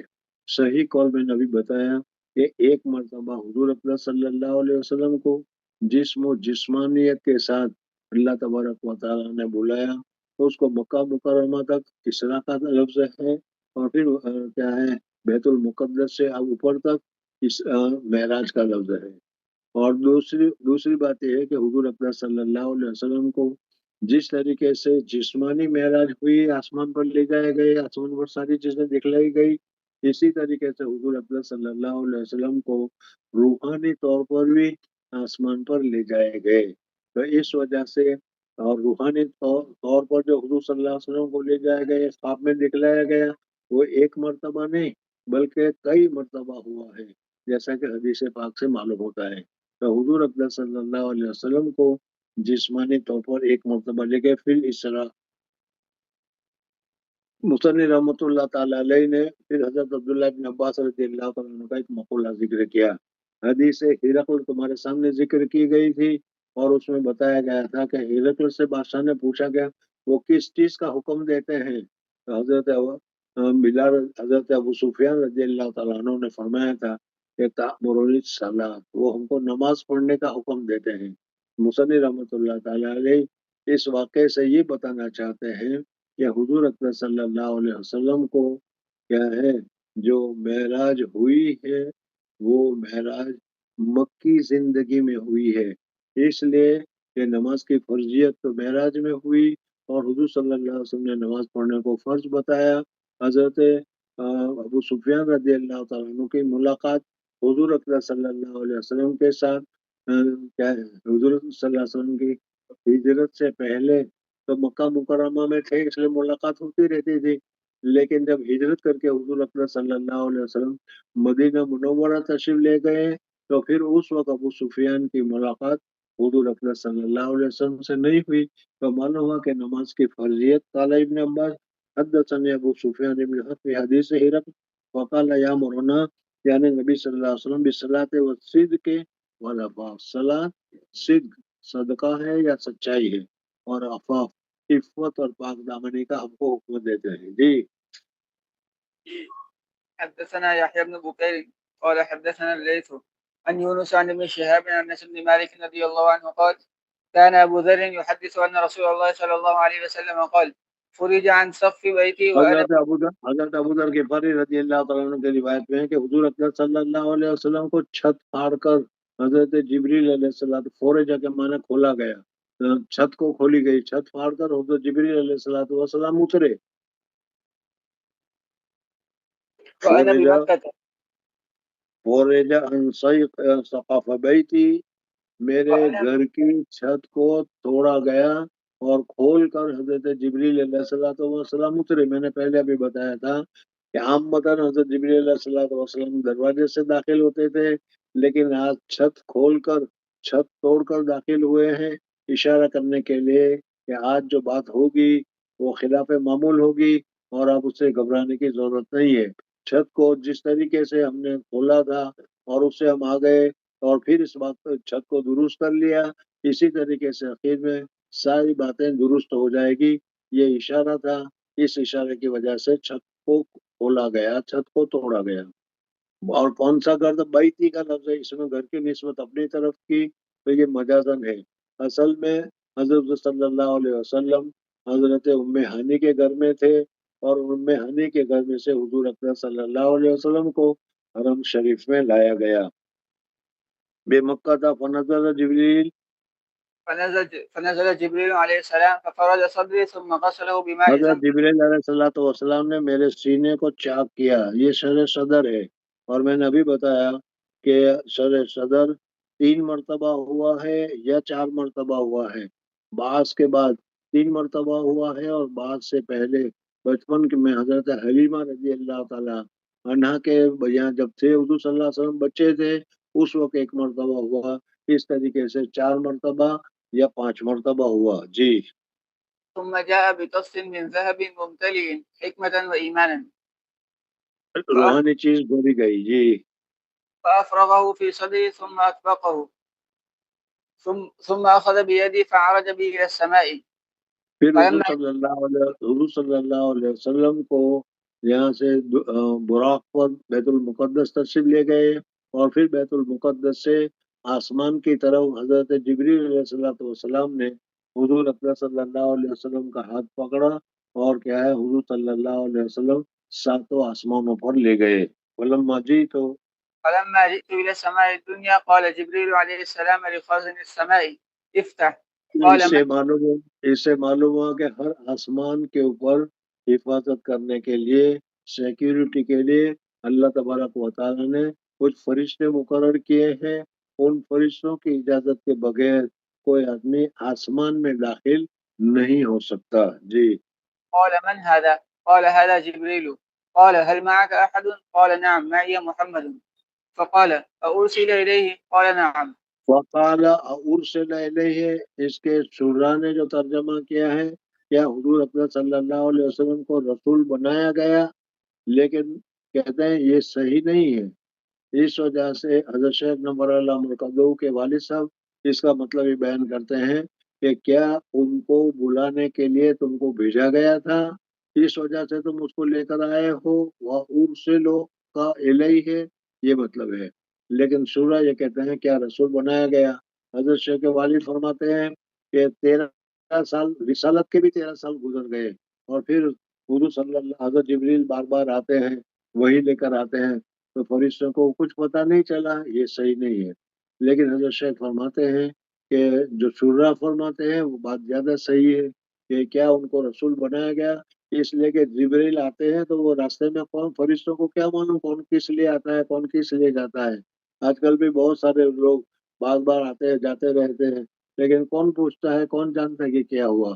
اس لیے فرشتے نے احتیاط کے طور پر پوچھا کیا حضور اکرم صلی اللہ علیہ وسلم کو رسول بنا دیا گیا ہے؟ قال نعم. فلما فتح عليهم السماء الدنيا فإذا رجل قاعد على يمينه أسودة وعلى يساره. پہلے آسمان پر پہنچ گئے تو پہلے آسمان پر حضرت آدم علیہ السلام کو پایا. اب اس حدیث کے علاوہ دوسری حدیث کو تم دیکھو گے تو دوسری حدیث میں حضرت جبریل علیہ السلام کے ساتھ انبیاء کی ترتیب میں فرق ہوگا. کہیں ادریس ہے، کہیں عیسیٰ ہے، کہیں ہارون ہے، کہیں موسیٰ ہے. تو اس کا ایک جواب تو یہ ہے کہ جیسے ہمارے یہاں کوئی بڑا مہمان آتا ہے تو اس وقت ہم اپنے اپنے جگہ پر ہوتے ہیں، لیکن کبھی استقبال کے لیے آگے نکل جاتے ہیں یا کبھی ان کے جانے کے ساتھ ساتھ ہم جاتے ہیں. اسی طریقے سے حضور اکرم صلی اللہ علیہ وسلم کی استقبال کے لیے کوئی پانچویں آسمان سے چوتھے پر آ گیا یا چوتھے کے ساتھ پھر حضور صلی اللہ علیہ وسلم کے ساتھ پانچویں پر چلا.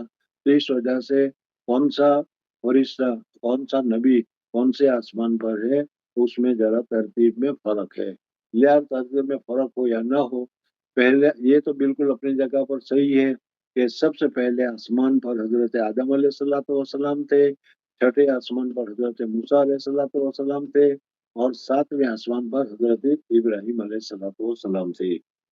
پھر اس کے بعد جب حضور صلی اللہ علیہ وسلم سے ہر ایک کی ملاقات کرائی گئی، ہر ایک کو سلام پیش کیا گیا، تو حضرت آدم علیہ السلام نے اور حضرت ابراہیم علیہ السلام نے تو ابنی کا لفظ استعمال کیا، وعلیکم السلام ابنی، اس لیے کہ حضور اکرم صلی اللہ علیہ وسلم حضرت ابراہیم علیہ السلام کے بیٹے حضرت اسماعیل علیہ السلام کے نسب کے ساتھ تھے. اس لیے حضرت ابراہیم علیہ السلام کا ابنی کہنا صحیح ہے، حضرت آدم علیہ السلام کا بھی ابنی کہنا صحیح ہے. لیکن سوال یہ پیدا ہوتا ہے کہ حضرت نوح علیہ السلام، حضرت ادریس علیہ السلام، وہ بھی تو حضور صلی اللہ علیہ وسلم کے نسب میں شامل ہے، انہوں نے ابنی کیوں نہیں کہا؟ تو کہا احتراماً انہوں نے ابنی نہیں کہا. جی. فإذا رجل قاعد على يمينه أسودة وعلى يساره أسودة. جن لوگوں کی ابھی دنیا میں پیدائش نہیں ہوئی ہے اور ان کی روح آسمان پر ہے تو وہ حضرت آدم علیہ السلام کے پاس ہے، پہلے آسمان میں ہے، جنتی دانی طرف ہے، جہنمی بائیں طرف ہے. جی. إذا نظر قبل يمينه ضحك وإذا نظر قبل شماله بكى فقال مرحبا بالنبي الصالح والابن الصالح. حضرت آدم علیہ السلام نے جواب دیا، وہ یہ ہے مرحباً بالنبی صالح والابن الصالح، چونکہ حضرت آدم علیہ السلام کے بیٹوں میں ہے، حضور صلی اللہ علیہ وسلم انسان ہے، بیٹوں میں ہے، اس لیے انہوں نے ابن الصالح کہا. جی. قلت لجبريل من هذا؟ قال هذا آدم وهذه الأسئلة عن يمينه وشماله نسم بنيه فأهل اليمين منهم أهل الجنة والأسئلة التي عن شماله أهل النار فإذا نظر عن يمينه ضحك وإذا نظر قبل شماله بكى حتى عرج به إلى السماء الثانية. پہلے آسمان سے اب نکل کر اب دوسرے آسمان پر جا رہا ہے. ایک آسمان سے دوسرے آسمان کے درمیان میں بھی 500 سال کی مسافت ہے. حضرت آدم علیہ السلام سے ہٹ کر دوسرے آسمان پر گئے، دوسرے آسمان پر بھی کھٹکھٹایا تو وہاں سے فرشتوں نے وہی سوال کیا. جی. حتى عرج به إلى السماء الثانية فقال لخازنها افتح فقال له خازنها مثل ما قال الأول ففتح. قال أنس فذكر أنه وجد في السماوات آدم وإدريس. حضرت انس رضی اللہ تعالیٰ عنہ کی جو روایت ہے اس روایت میں ہے کہ حضور اکرم صلی اللہ علیہ وسلم جب آسمان پر گئے تو آسمان پر حضور صلی اللہ علیہ وسلم کی حضرت آدم، حضرت ادریس، حضرت ہارون، حضرت عیسیٰ، حضرت موسیٰ، حضرت ابراہیم وغیرہ کے ساتھ ملاقات ہوئی اجتماعی طور پر. کسی کے لیے کوئی مقام ذکر نہیں کیا گیا، جبکہ دوسری روایتوں میں ہر ایک آسمان پر ایک ایک نبی کا تذکرہ کیا گیا. جی. قال أنس فذكر أنه وجد في السماوات آدم وإدريس وموسى وعيسى وإبراهيم ولم يثبت كيف منازلهم غير أنه ذكر أنه وجد آدم في السماء الدنيا وإبراهيم في السماء السادسة. قال أنس فلما مر جبريل عليه السلام بالنبي صلى الله عليه وسلم بإدريس قال مرحبا بالنبي الصالح والأخ الصالح. حضرت ادریس علیہ السلام حضرت آدم علیہ السلام کے بیٹے ہیں. حضرت ادریس کے بعد حضرت شیش ہے، حضرت شیش کے بعد حضرت نوح ہے. سب کے حضور اکرم صلی اللہ علیہ وسلم انہی کے نسب سے ہیں. لیکن یہاں پر حضرت ادریس علیہ السلام نے ابن کا لفظ نہیں کہا، اخ کا لفظ کہا. جی. فقلت من هذا؟ قال هذا إدريس. ثم مررت بموسى فقال مرحبا بالنبي الصالح والأخ الصالح. قلت من هذا؟ قال هذا موسى. ثم مررت بعيسى فقال مرحبا بالنبي الصالح والأخ الصالح. قلت من هذا؟ قال هذا عيسى. ثم مررت بإبراهيم فقال مرحبا بالنبي الصالح والابن الصالح. قلت من هذا؟ قال هذا حضرت ابراہیم علیہ السلام نے ابن کا لفظ کہا. بہت بہت مبارک ہے میرے بیٹے کے لیے، یعنی حضور صلی اللہ علیہ وسلم حضرت اسماعیل علیہ السلام کے سلسلے میں ہے، اس وجہ سے حضرت ابراہیم علیہ السلام کے پوتے پرپوتوں میں داخل ہے. جی. قال ابن شهاب فأخبرني ابن حزم أن ابن عباس وأبا حبة الأنصارية كانا يقولان قال النبي صلى الله عليه وسلم ثم عرج بي حتى ظهرت لمستوى أسمع فيه صريف الأقلام. اب جب حضور صلی اللہ علیہ وسلم سدرۃ المنتہا تک گئے، حضرت جبریل علیہ السلام حضور صلی اللہ علیہ وسلم کے ساتھ تھے. پھر جبریل علیہ السلام سدرۃ المنتہا سے کچھ دیر ساتھ میں رہے. پھر جبریل علیہ السلام نے کہہ دیا اب میں ساتھ نہیں رہ سکتا، اللہ تعالیٰ نے آپ کو بلایا ہے، آپ اکیلے تشریف لے جائیے. پھر حضور صلی اللہ علیہ وسلم اکیلے تشریف لے گئے. یہاں تک چلتے رہے سما دانا فتح اللہ. وہاں کتنا قریب گئے، کہاں گئے، وہ تو جانے والا جانے، بلانے والا جانے. یہ بتایا کہ وہاں قلم کے چلنے کی آواز آ رہی تھی. حضور اکرم صلی اللہ علیہ وسلم سمجھ گئے کہ میرا منزل مقصود آ گیا ہے. اس وجہ سے حضور اکرم صلی اللہ علیہ وسلم نے وہاں پر اللہ تبارک و تعالیٰ کے حضور میں اپنا ہدیہ تشکر پیش کیا. جی.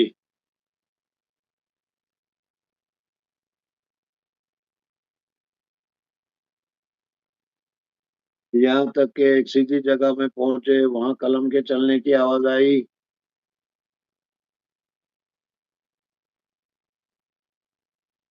کیا ہوا، گم ہو گیا کیا؟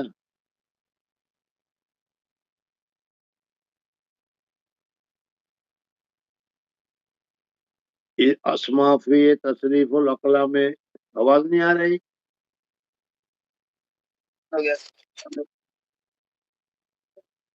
قال ابن حزم وأنس بن مالك رضي الله عنه قال النبي صلى الله عليه وسلم ففرض الله عز وجل على أمتي 50 صلاة. اللہ جل جلالہ امن والوں نے 50 نمازیں ہمارے اوپر فرض کی، اور حضور صلی اللہ علیہ وسلم بہت خوش ہو گئے، اس لیے کہ گویا کہ 50 مرتبہ اللہ تبارک و تعالیٰ کے حضور میں حاضر ہونے کا، اللہ تبارک و تعالیٰ کے مجلس میں 50 مرتبہ آنے کا موقع ملے گا. اور جس آدمی کو اپنے محبوب کے ساتھ، جس آدمی کو اپنے معشوق کے ساتھ اس طریقے سے بار بار ملاقات کرنے کی سہولت ہو، ملاقات کرنے کا موقع ملے تو بہت ہی مسرت ہوتی ہے. حضور صلی اللہ علیہ وسلم نے اسی وجہ سے خوشی کے ساتھ 50 نمازوں کو قبول کر لیا. اور حدیث میں بھی آتا ہے الصلاۃ معراج المومنین، آدمی جب نماز پڑھتا ہے تو گویا کہ وہ اللہ تبارک و تعالیٰ کے حضور میں پہنچ جاتا ہے. الحمدللہ رب العالمین کہتا ہے، اللہ تبارک و تعالیٰ کی تعریف کرتا ہے وغیرہ حدیث میں آتا ہے. جی. فرجعت بذلك حتى مررت على موسى فقال ما فرض الله لك على أمتك؟ قلت فرض 50 صلاة. قال فارجع إلى ربك فإن أمتك لا تطيق. فراجعت فوضع شطرها. بس اس جملے سے معلوم ہوا کہ 50 نماز فرض ہوئی تھی.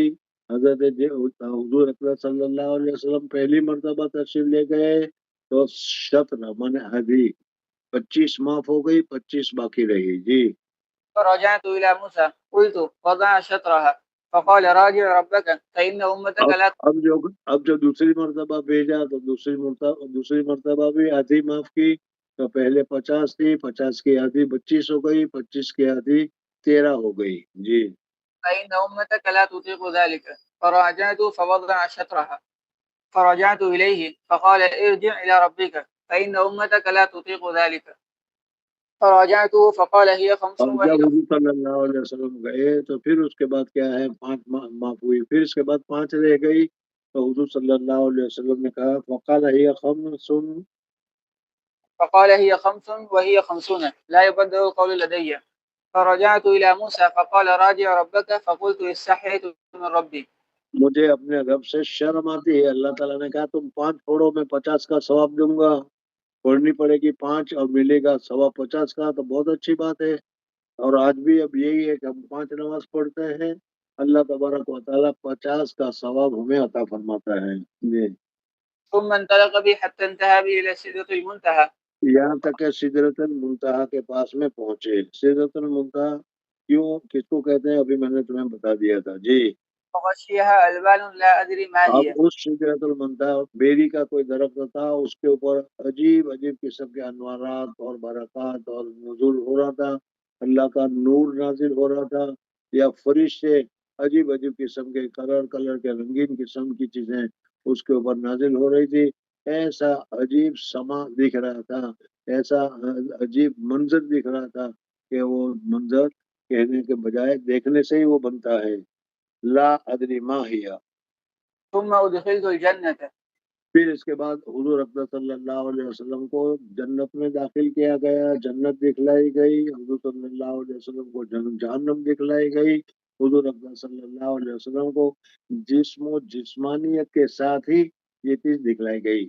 بعض مرتبہ اس کے بعد حضور صلی اللہ علیہ وسلم کی روحانیت بھی دکھلائی گئی تھی. حضور صلی اللہ علیہ وسلم روحانی طور پر بھی آسمان پر تشریف لے گئے اور حضور صلی اللہ علیہ وسلم نے وہاں کے حالات کو دیکھا خواب میں. یہ بھی ہے، وہ روحانی معراج ہے. جی. فإذا فيها حبائل اللؤلؤ وإذا ترابها المسك.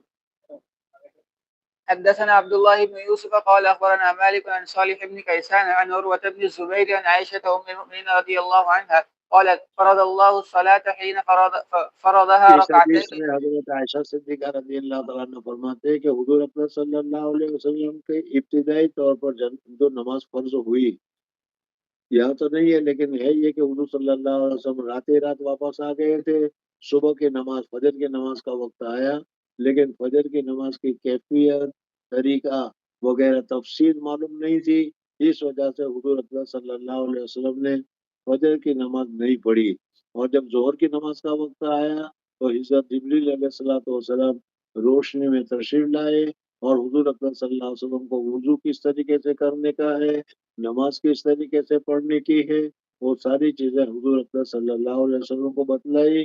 تو حضور صلی اللہ علیہ وسلم نے سب سے پہلی نماز جو پڑھی وہ ظہر کی نماز پڑھی. جی. فرض الله الصلاة حين تو فرضها. اس وقت جو نمازیں فرض ہوئی تھی وہ سب دو رکعت، مغرب کی 3 رکعت، باقی فجر کی 2 رکعت، ظہر کی 2 رکعت، عصر کی 2 رکعت، عشاء کی 2 رکعت فرض ہوئی تھی. لیکن پھر اللہ جل جلالہ نے حضرت کی حالت میں زمین پر کیا ہے اپنے گاؤں میں اپنی اقامت کے طور پر نماز پڑھے تو اس کو ڈبل کر دیا. ظہر کی 2 رکعت کی جگہ پر 4 کر دی، عصر کی 2 کی جگہ پر 4 کر دی، مغرب کی تو 3 کی 3 ہی رکھی، لیکن کیا ہے عشاء کی 2 کی جگہ پر 4 کر رکھی. بہرحال اسی وجہ سے جب آدمی سفر میں ہوتا ہے تو سفر میں اصل رکعت جتنی ہے اتنی باقی رہ جاتی ہے، 4 رکعت کی جگہ پر 2 رکعت پڑھنی ہوتی ہے. جی. فرضها ركعتين في الحضر والسفر أو قيل صلاة السفر وزيد في صلاة الحضر. باب وجوب الصلاة في الثياب وقول الله عز وجل خذوا اب یہاں سے زینتکم. مصنف رحمۃ اللہ تعالیٰ علیہ نے نماز میں کیا کیا چیزیں شرط میں داخل ہے، نماز میں کیا کیا چیزیں رکن میں داخل ہے، اس کو ذکر کیا. آپ نے پڑھا ہوگا اول فرض بدن کا پاک ہونا، جگہ کا پاک ہونا، کپڑے کا پاک ہونا. ننگے نماز پڑھنا جائز نہیں ہے، نماز کے لیے کپڑے پہن کر بدن چھپا کر نماز پڑھنا ضروری ہے. جی. وقول الله عز وجل خذوا زینتکم عند كل مسجد. ومن صلى ملتحفا في ثوب واحد ويذكر عن سلمة بن الأقوع اگر رضي ایک ہی چادر ہو تو ایک ہی چادر کو پورے بدن پر لپیٹ کر نماز پڑھی جائے گی، ننگا نماز پڑھنا جائز نہیں ہے. ويذكر عن سلمة بن الأقوع رضي الله عنه أن النبي صلى الله عليه وسلم حضرت قال سلمہ ابن اقوع رضی اللہ تعالیٰ عنہ شکاری آدمی تھے، اس وجہ سے حضور اکرم صلی اللہ علیہ وسلم نے فرمایا کہ ایک ہی کرتے میں نماز پڑھ رہے ہو تو یہ بدن وغیرہ کھلا ہوا نہیں ہونا چاہیے. اگر بٹن نہیں ہے تو کم سے کم آٹا کے ذریعے سے بھی اس کو بند کر لو تاکہ رکوع میں جاؤ تو اپنی صدر وغیرہ پر نظر نہ پڑے. جی. قال يزره ولو بشوكة وفي إسناده نظر ومن صلى في الثوب الذي يجامع فيه ما لم ير فيه اگر أذى. کسی آدمی نے اسی لنگی میں نماز پڑھی جس لنگی کو پہن کر اس نے جمع کیا تھا، اگر لنگی پر کچھ نہیں لگا ہے، ناپاکی نہیں لگی ہے، تو اس کپڑے کو پہن کر نماز پڑھنا جائز ہے. وأمر النبي صلى الله عليه وسلم أن لا يطوف بالبيت عريانا. اور اسی طریقے سے ننگے ہو کر طواف کرنے سے منع کیا، اس لیے کہ طواف بھی بمنزل نماز کے ہے، تو نماز جس طریقے سے ننگا پڑھنا جائز نہیں ہے، اس طریقے سے طواف بھی ننگا کرنا جائز نہیں ہے. جی. حدثنا موسى بن إسماعيل قال حدثنا يزيد بن إبراهيم عن محمد عن أم عطية رضي الله عنها قالت أمرنا أن نخرج الحيض يوم العيدين وذوات الخدور. حضور اقدس صلی اللہ علیہ وسلم کے زمانے میں مدینہ منورہ میں مسلمانوں کی تعداد زیادہ ہے، اس چیز کو دکھلانے کے لیے حضور اقدس صلی اللہ علیہ وسلم نے عورتوں کو بھی عیدگاہ میں جانے کا حکم دیا، حتیٰ کہ حائضہ عورتوں کو بھی عیدگاہ میں جانے کا حکم دیا، تاکہ مسلموں کی اکثریت اور مسلموں کی ایک تعداد قوم کے سامنے آ جائے اور ان کو معلوم ہو کہ یہ بھی بہت بہت بڑی تعداد ہے. ابھی تو نہیں، لیکن کئی سال پہلے سورت میں اجتماع ہوا تھا، اس اجتماع میں ہم گئے تھے. اس سے پہلے ایک مرتبہ اجتماع ہوا تھا، وہ کیا ہے چھاپی میں ہوا تھا، دوسرا سورت میں ہوا، بڑودہ میں، اس طریقے سے حضرت جی کے زمانے میں ہوا تھا. تو اس وقت جب یہ سارے کے سارے قریب کے لوگ وہاں سورت اجتماع میں پہنچے تو وہاں اخباروں میں ہندوؤں کی طرف سے جو چھپا تھا اس میں ان کی آنکھیں خیرہ ہو گئی تھی، چکرا گئی تھی کہ اتنی ساری تعداد مسلمانوں کی ہے. بہرحال حضور صلی اللہ علیہ وسلم نے اسی وجہ سے جن عورتوں کو حیض آتا تھا وہ تو نماز تو نہیں پڑے گی، لیکن ان کی وجود اور ان کے موجود ہونے سے مسلمانوں کی ایک کیا ہے شوقت معلوم ہوتی ہے، اس لیے حضور صلی اللہ علیہ وسلم نے ان کو بھی عیدگاہ جانے کا حکم فرمایا. جی. وذوات الخدور فيشهدن جماعة المسلمين ودعوتهم وتعتزل الحيض عن مصلاهن.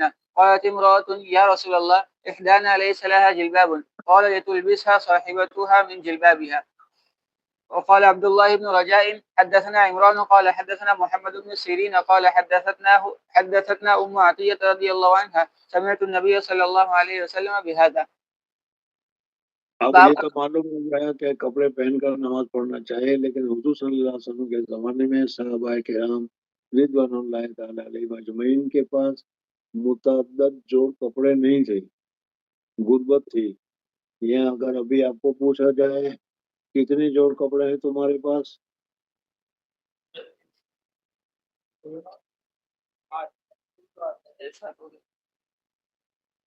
10 جوڑ، 12 جوڑ، 15 جوڑ، آسانی سے ہم بتا لیتے.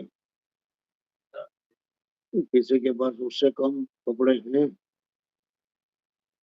حضور اکرم صلی اللہ علیہ وسلم کے پاس، صحابہ کرام رضوان اللہ تعالی علیہ مجمعین کے پاس اس طریقے سے متعدد جوڑ تو دور کی بات رہے گی، پورا ایک جوڑ بھی نہیں ہوتا تھا. کسی کے پاس چادر ہوتی تھی تو لنگی نہیں، کسی کے پاس لنگی ہے تو چادر نہیں، غربت کا زمانہ تھا.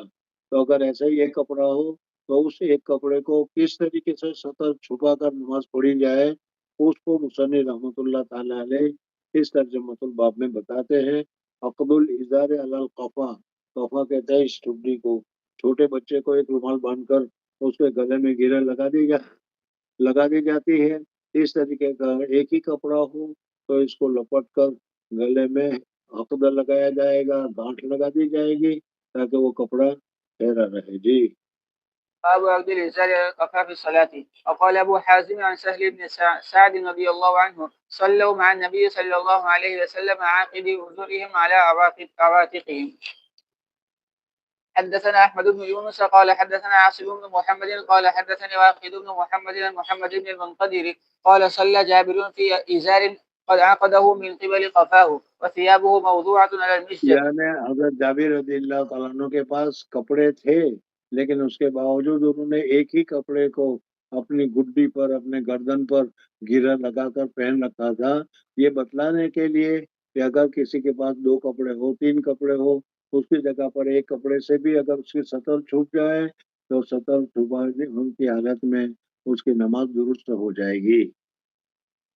فقال له قائل وثيابه موضوعة على اور المسجد۔ حضرت جابر رضی اللہ تعالیٰ عنہ کے بہت سارے دوسرے کپڑے رکھے ہوئے تھے، مشجب، مشجب کہتے ہیں ایک پانی کے رکھنے کی جگہ ہوتی ہے جس کے ایک ایک کیا ہے پایا تو یہ ہوتا ہے، دوسرا یہ ہوتا ہے، اور تیسرا 3 پائے کے اوپر کیا ہے لکڑا ہوتا ہے اور اس کے اوپر برتن رکھے جاتے ہیں، تو ایسا اس کو مشجب کہتے ہیں۔ تو اس مشجب پر حضرت جابر رضی اللہ تعالیٰ عنہ کے دوسرے کپڑے موجود تھے، لیکن لوگوں کو سکھلانے کے لیے، تعلیم کے لیے انہوں نے ایک ہی کپڑے میں نماز پڑھی۔ جی۔ فقال له قائل تصلي في إزار واحد؟ فقال إنما صنعت ذلك ليراني أحمق مثلك وأينا كان له ثوبان على عهد رسول الله یعنی صلى الله حضور صلی اللہ علیہ وسلم کے زمانے میں ہم میں کون ایسا تھا کہ جس کے پاس 2 جوڑی یا 2 کپڑے ہوتے تھے؟ کسی کے پاس لنگی ہوتی تھی تو چادر نہیں، چادر ہوتی تو لنگی ہوتی نہیں۔ یہ تو اب حضور صلی اللہ علیہ وسلم کی تشریف لے جانے کے بعد اللہ تبارک و تعالیٰ نے وسعت فرما دی ہے اور متعدد جوڑ کپڑے ہمارے پاس موجود ہے۔ جی۔ حدثنا مطرف أبو مصعب قال حدثنا عبد الرحمن بن أبي الموالي عن محمد بن المنكدر قال رأيت جابرا يصلي في ثوب واحد وقال رأيت النبي صلى الله عليه وسلم يصلي في ثوب باب الصلاة في الثوب الواحد ملتحفا به۔ اگر ایک ہی کپڑا ہو تو کس طریقے سے پہننا چاہیے؟ اگر چھوٹا ہو تو لنگی کی طرف باندھ لے، اور اگر بڑا ہو تو اس کو ایک سرے کو ایک داہنی طرف اور ایک سرے کو بائیں طرف ڈال دے، اور پھر اس کے اوپر کیا ہے یہاں پر گھیرا وغیرہ لگا لے تاکہ وہ حرکت کرنے کی وجہ سے وہ کپڑا کھل نہ جائے اور سطح نہ چھپ جائے۔ جی۔ وقال الزهري في حديثه الملتحف المتوشح وهو المخالف بين طرفيه على عاتقيه وهو الاشتمال على منكبيه. وقالت أم هانئ رضي الله عنها التحف النبي صلى الله عليه وسلم بثوب له وخالف بين طرفيه على عاتقيه. حدثنا عبيد الله بن موسى قال أخبرنا هشام بن عروة عن أبيه عن عمر بن أبي سلمة رضي الله عنهما أن النبي صلى الله عليه وسلم صلى في ثوب واحد قد خالف بين طرفيه.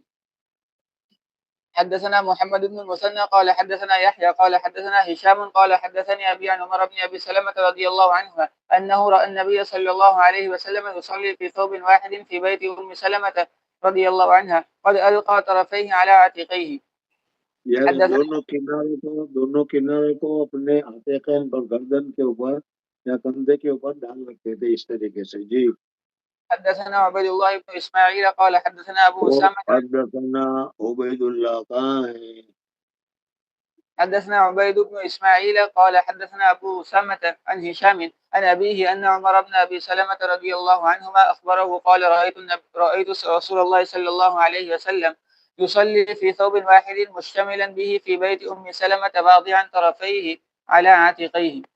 حدثنا إسماعيل بن أبي أويس قال حدثني مالك بن أنس عن أبي النضر مولى عمر بن عبيد الله أن أبا مرة مولى أم هانئ بنت أبي طالب أخبره أنه سمع أم هانئ بنت أبي طالب تقول ذهبت إلى رسول الله صلى الله عليه وسلم عام الفتح فوجدته يغتسل. فتح مکہ کے موقع پر حضرت ام ہانی حضور صلی اللہ علیہ وسلم کے پاس آئی، اس وقت حضور صلی اللہ علیہ وسلم غسل فرما رہے تھے، پھر غسل کر کے نکلے تو وہ کپڑے حضور صلی اللہ علیہ وسلم نے اس طریقے سے اپنے گردن پر ایک سرا اور دوسری گردن پر دوسرا سرا ڈالا ہوا تھا، اور 8 رکعت حضور صلی اللہ علیہ وسلم نے نماز پڑھی۔ یہ 8 رکعت یا تو صلاۃ الضحیٰ تھی یا یہ 8 رکعت یا تو صلاۃ الفتح تھی۔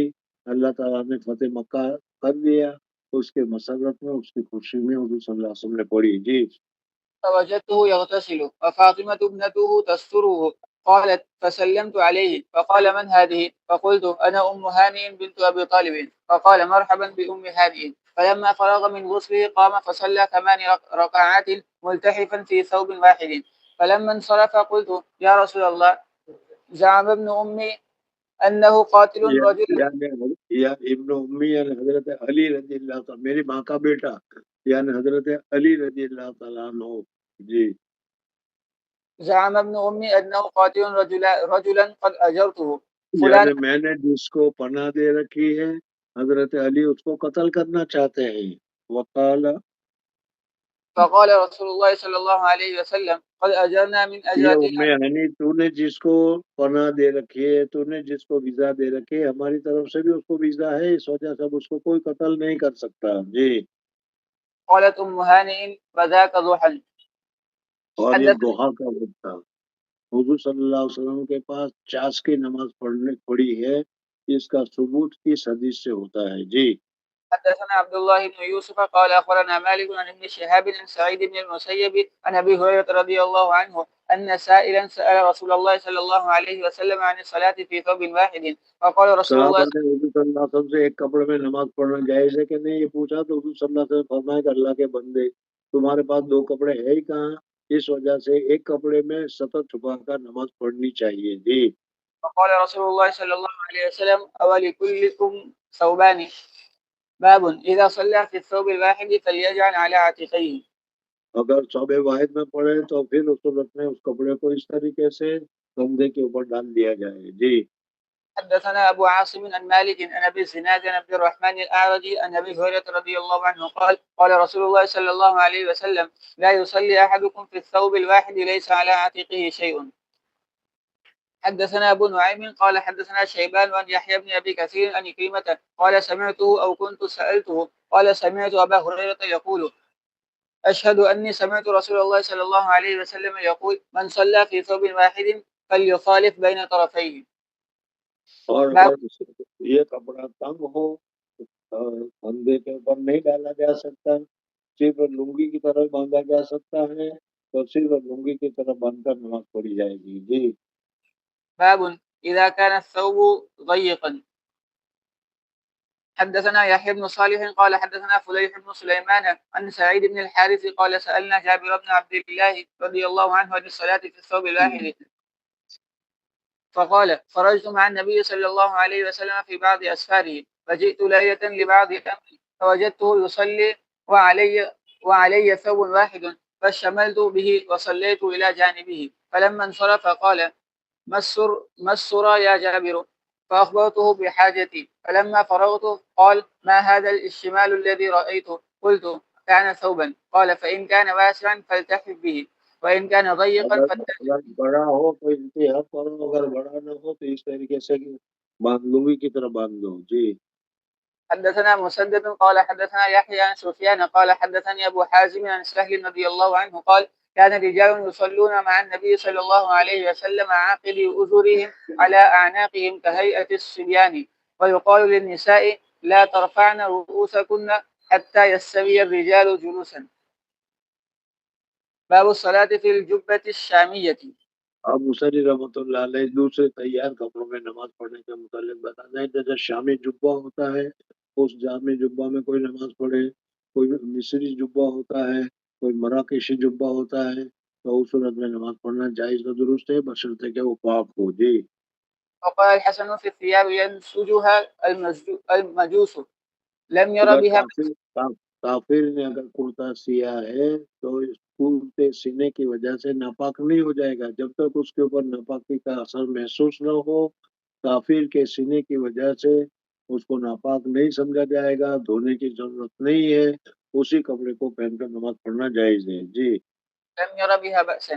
وقال معمر رأيت الزهري يلبس من ثياب اليمن ما صبغ باللون. یمن سے بنے بنائے کپڑے آتے تھے مکہ مکرمہ میں، لوگ اس کپڑے کو استعمال کرتے تھے. آج کل بھی بنے بنائے کپڑے اسٹوروں میں ملتے ہیں، اگر تم خرید کر لیا اور تو وہ کافر نے دھوئے ہیں، کافر نے ہاتھ لگایا ہے، یہ سمجھ کر اس کو ناپاک سمجھنے کی ضرورت نہیں. جب اس کے اوپر ظاہری طور پر کوئی نجاست نہیں ہے تو نجاست کا وہم کرنے کی ضرورت نہیں ہے. وصلى علي بن أبي طالب رضي الله عنه في ثوب غير مقصور. حدثنا يحيى قال حدثنا أبو معاوية عن الأعمش عن مسلم عن مسروق عن مغيرة بن شعبة رضي الله عنه قال كنت مع النبي صلى الله عليه وسلم في سفر فقال يا مغيرة خذ الإداوة فأخذتها فانطلق رسول الله صلى الله عليه وسلم حتى توارى عني فقضى حاجته وعليه جبة شامية فذهب ليخرج يده من أمها فضاقت فأخرج يده. حضور اکرم صلی اللہ علیہ وسلم نے ملک شام میں بنا ہوا کرتا پہنا، جبہ پہنا۔ ظاہر بات ہے کہ اس وقت ملک شام مسلمان نہیں تھا، بلکہ رومن امپائر والوں کے پاس تھا، نصرانیوں کا ملک تھا، اور انہوں نے بنایا تھا۔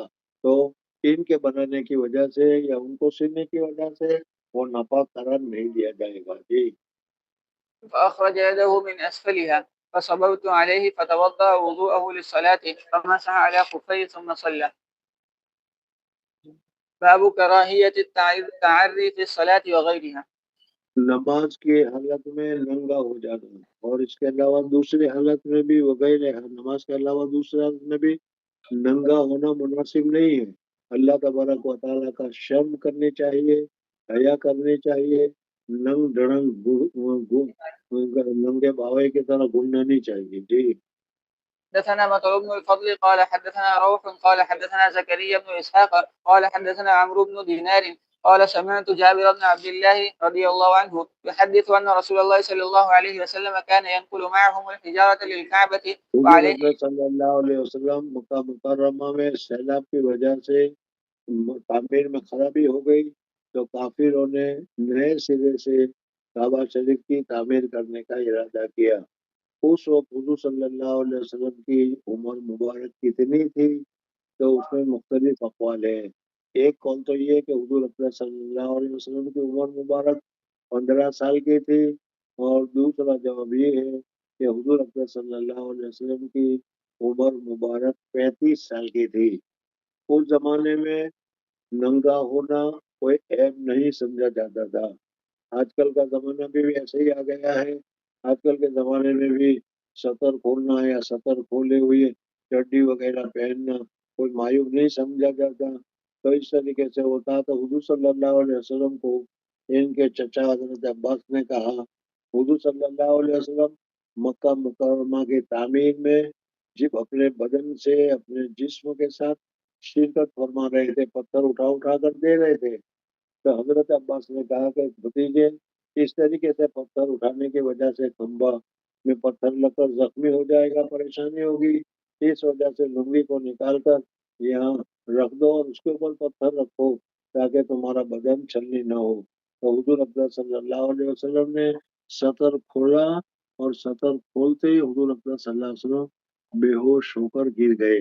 بس زندگی میں ایک مرتبہ، یہ ابھی تو حضور صلی اللہ علیہ وسلم رسول نہیں ہوئے، لیکن زندگی میں ایک مرتبہ زمانے جاہلیت میں کعبہ شریف کی تعمیر کی ہے، اس وقت حضور صلی اللہ علیہ وسلم کا سطر کھلا ہے۔ پھر اس کے بعد زندگی میں کبھی حضور اکرم صلی اللہ علیہ وسلم کا کھلا سطر کسی نے نہیں دیکھا۔ جی وعليه إزاره فقال له العباس عمه يا ابن أخي لو حللت إزارك فجعلت على منكبيك دون حجارة قال فحله فجعله على منكبيه فسقط مغشيا عليه فما رؤي بعد ذلك عريانا. باب الصلاة في القميص والسراويل والتبان والقباء. قمیص شلوار اور جبے اور قبا میں نماز پڑھنا جائز اور درست ہے۔ حدثنا سليمان بن حرب قال حدثنا حماد بن زيد عن أيوب عن محمد عن أبي هريرة رضي الله عنه قال قام رجل إلى النبي صلى الله عليه وسلم فسأله عن الصلاة في الثوب الواحد فقال أو كلكم يجد ثوبين؟ ثم سأل رجل عمر فقال إذا وسع الله فأوسعوا. اللہ تبارک و تعالیٰ تمہیں وسعت دے، متعدد کپڑے ہو تو متعدد کپڑے ہو تو 2 کپڑے پہن کر نماز پڑھنی چاہیے، اور اگر تنگی ہو تو 1 کپڑا پہن کر بھی نماز پڑھنا چاہیے، نماز چھوڑنا جائز نہیں ہے۔ جی إذا وسع الله فأوسعوا. جمع رجل عليه ثيابه صلى رجل في إزار ورداء في إزار وقميص في إزار وقباء في سراويل ورداء في سراويل وقميص في سراويل وقباء في تبان وقباء في تبان وقميص قال وأحسبه قال في تبان ورداء. اس لیے جتنی گنجائش ہو، اگر زیادہ کپڑے ہو تو پھر اچھی طریقے سے کپڑے کو پہن کر نماز پڑھنی چاہیے، اور اگر کم کپڑے ہو تو پھر اس صورت میں سطر کو چھپا کر نماز پڑھنی چاہیے۔ جی حدثنا عاصم بن علي قال حدثنا ابن أبي ذئب عن الزهري عن سالم عن ابن عمر رضي الله عنهما قال سأل رجل رسول الله صلى الله عليه وسلم فقال ما يلبس المحرم؟ فقال لا يلبس القميص ولا السرابيل ولا البرنس ولا ثوبا مسه زعفران ولا غرس، فمن لم يجد النعلين فليلبس الخفين وليقطعهما حتى يكون أسفل من الكعبين. وعن نافع عن ابن عمر رضي الله عنه عن النبي صلى الله عليه وسلم مثله. سبحان الله وبحمده سبحانك اللهم وبحمدك نشهد ان لا اله الا انت نستغفرك ونتوب اليك. السلام عليكم ورحمة الله وبركاته. وعليكم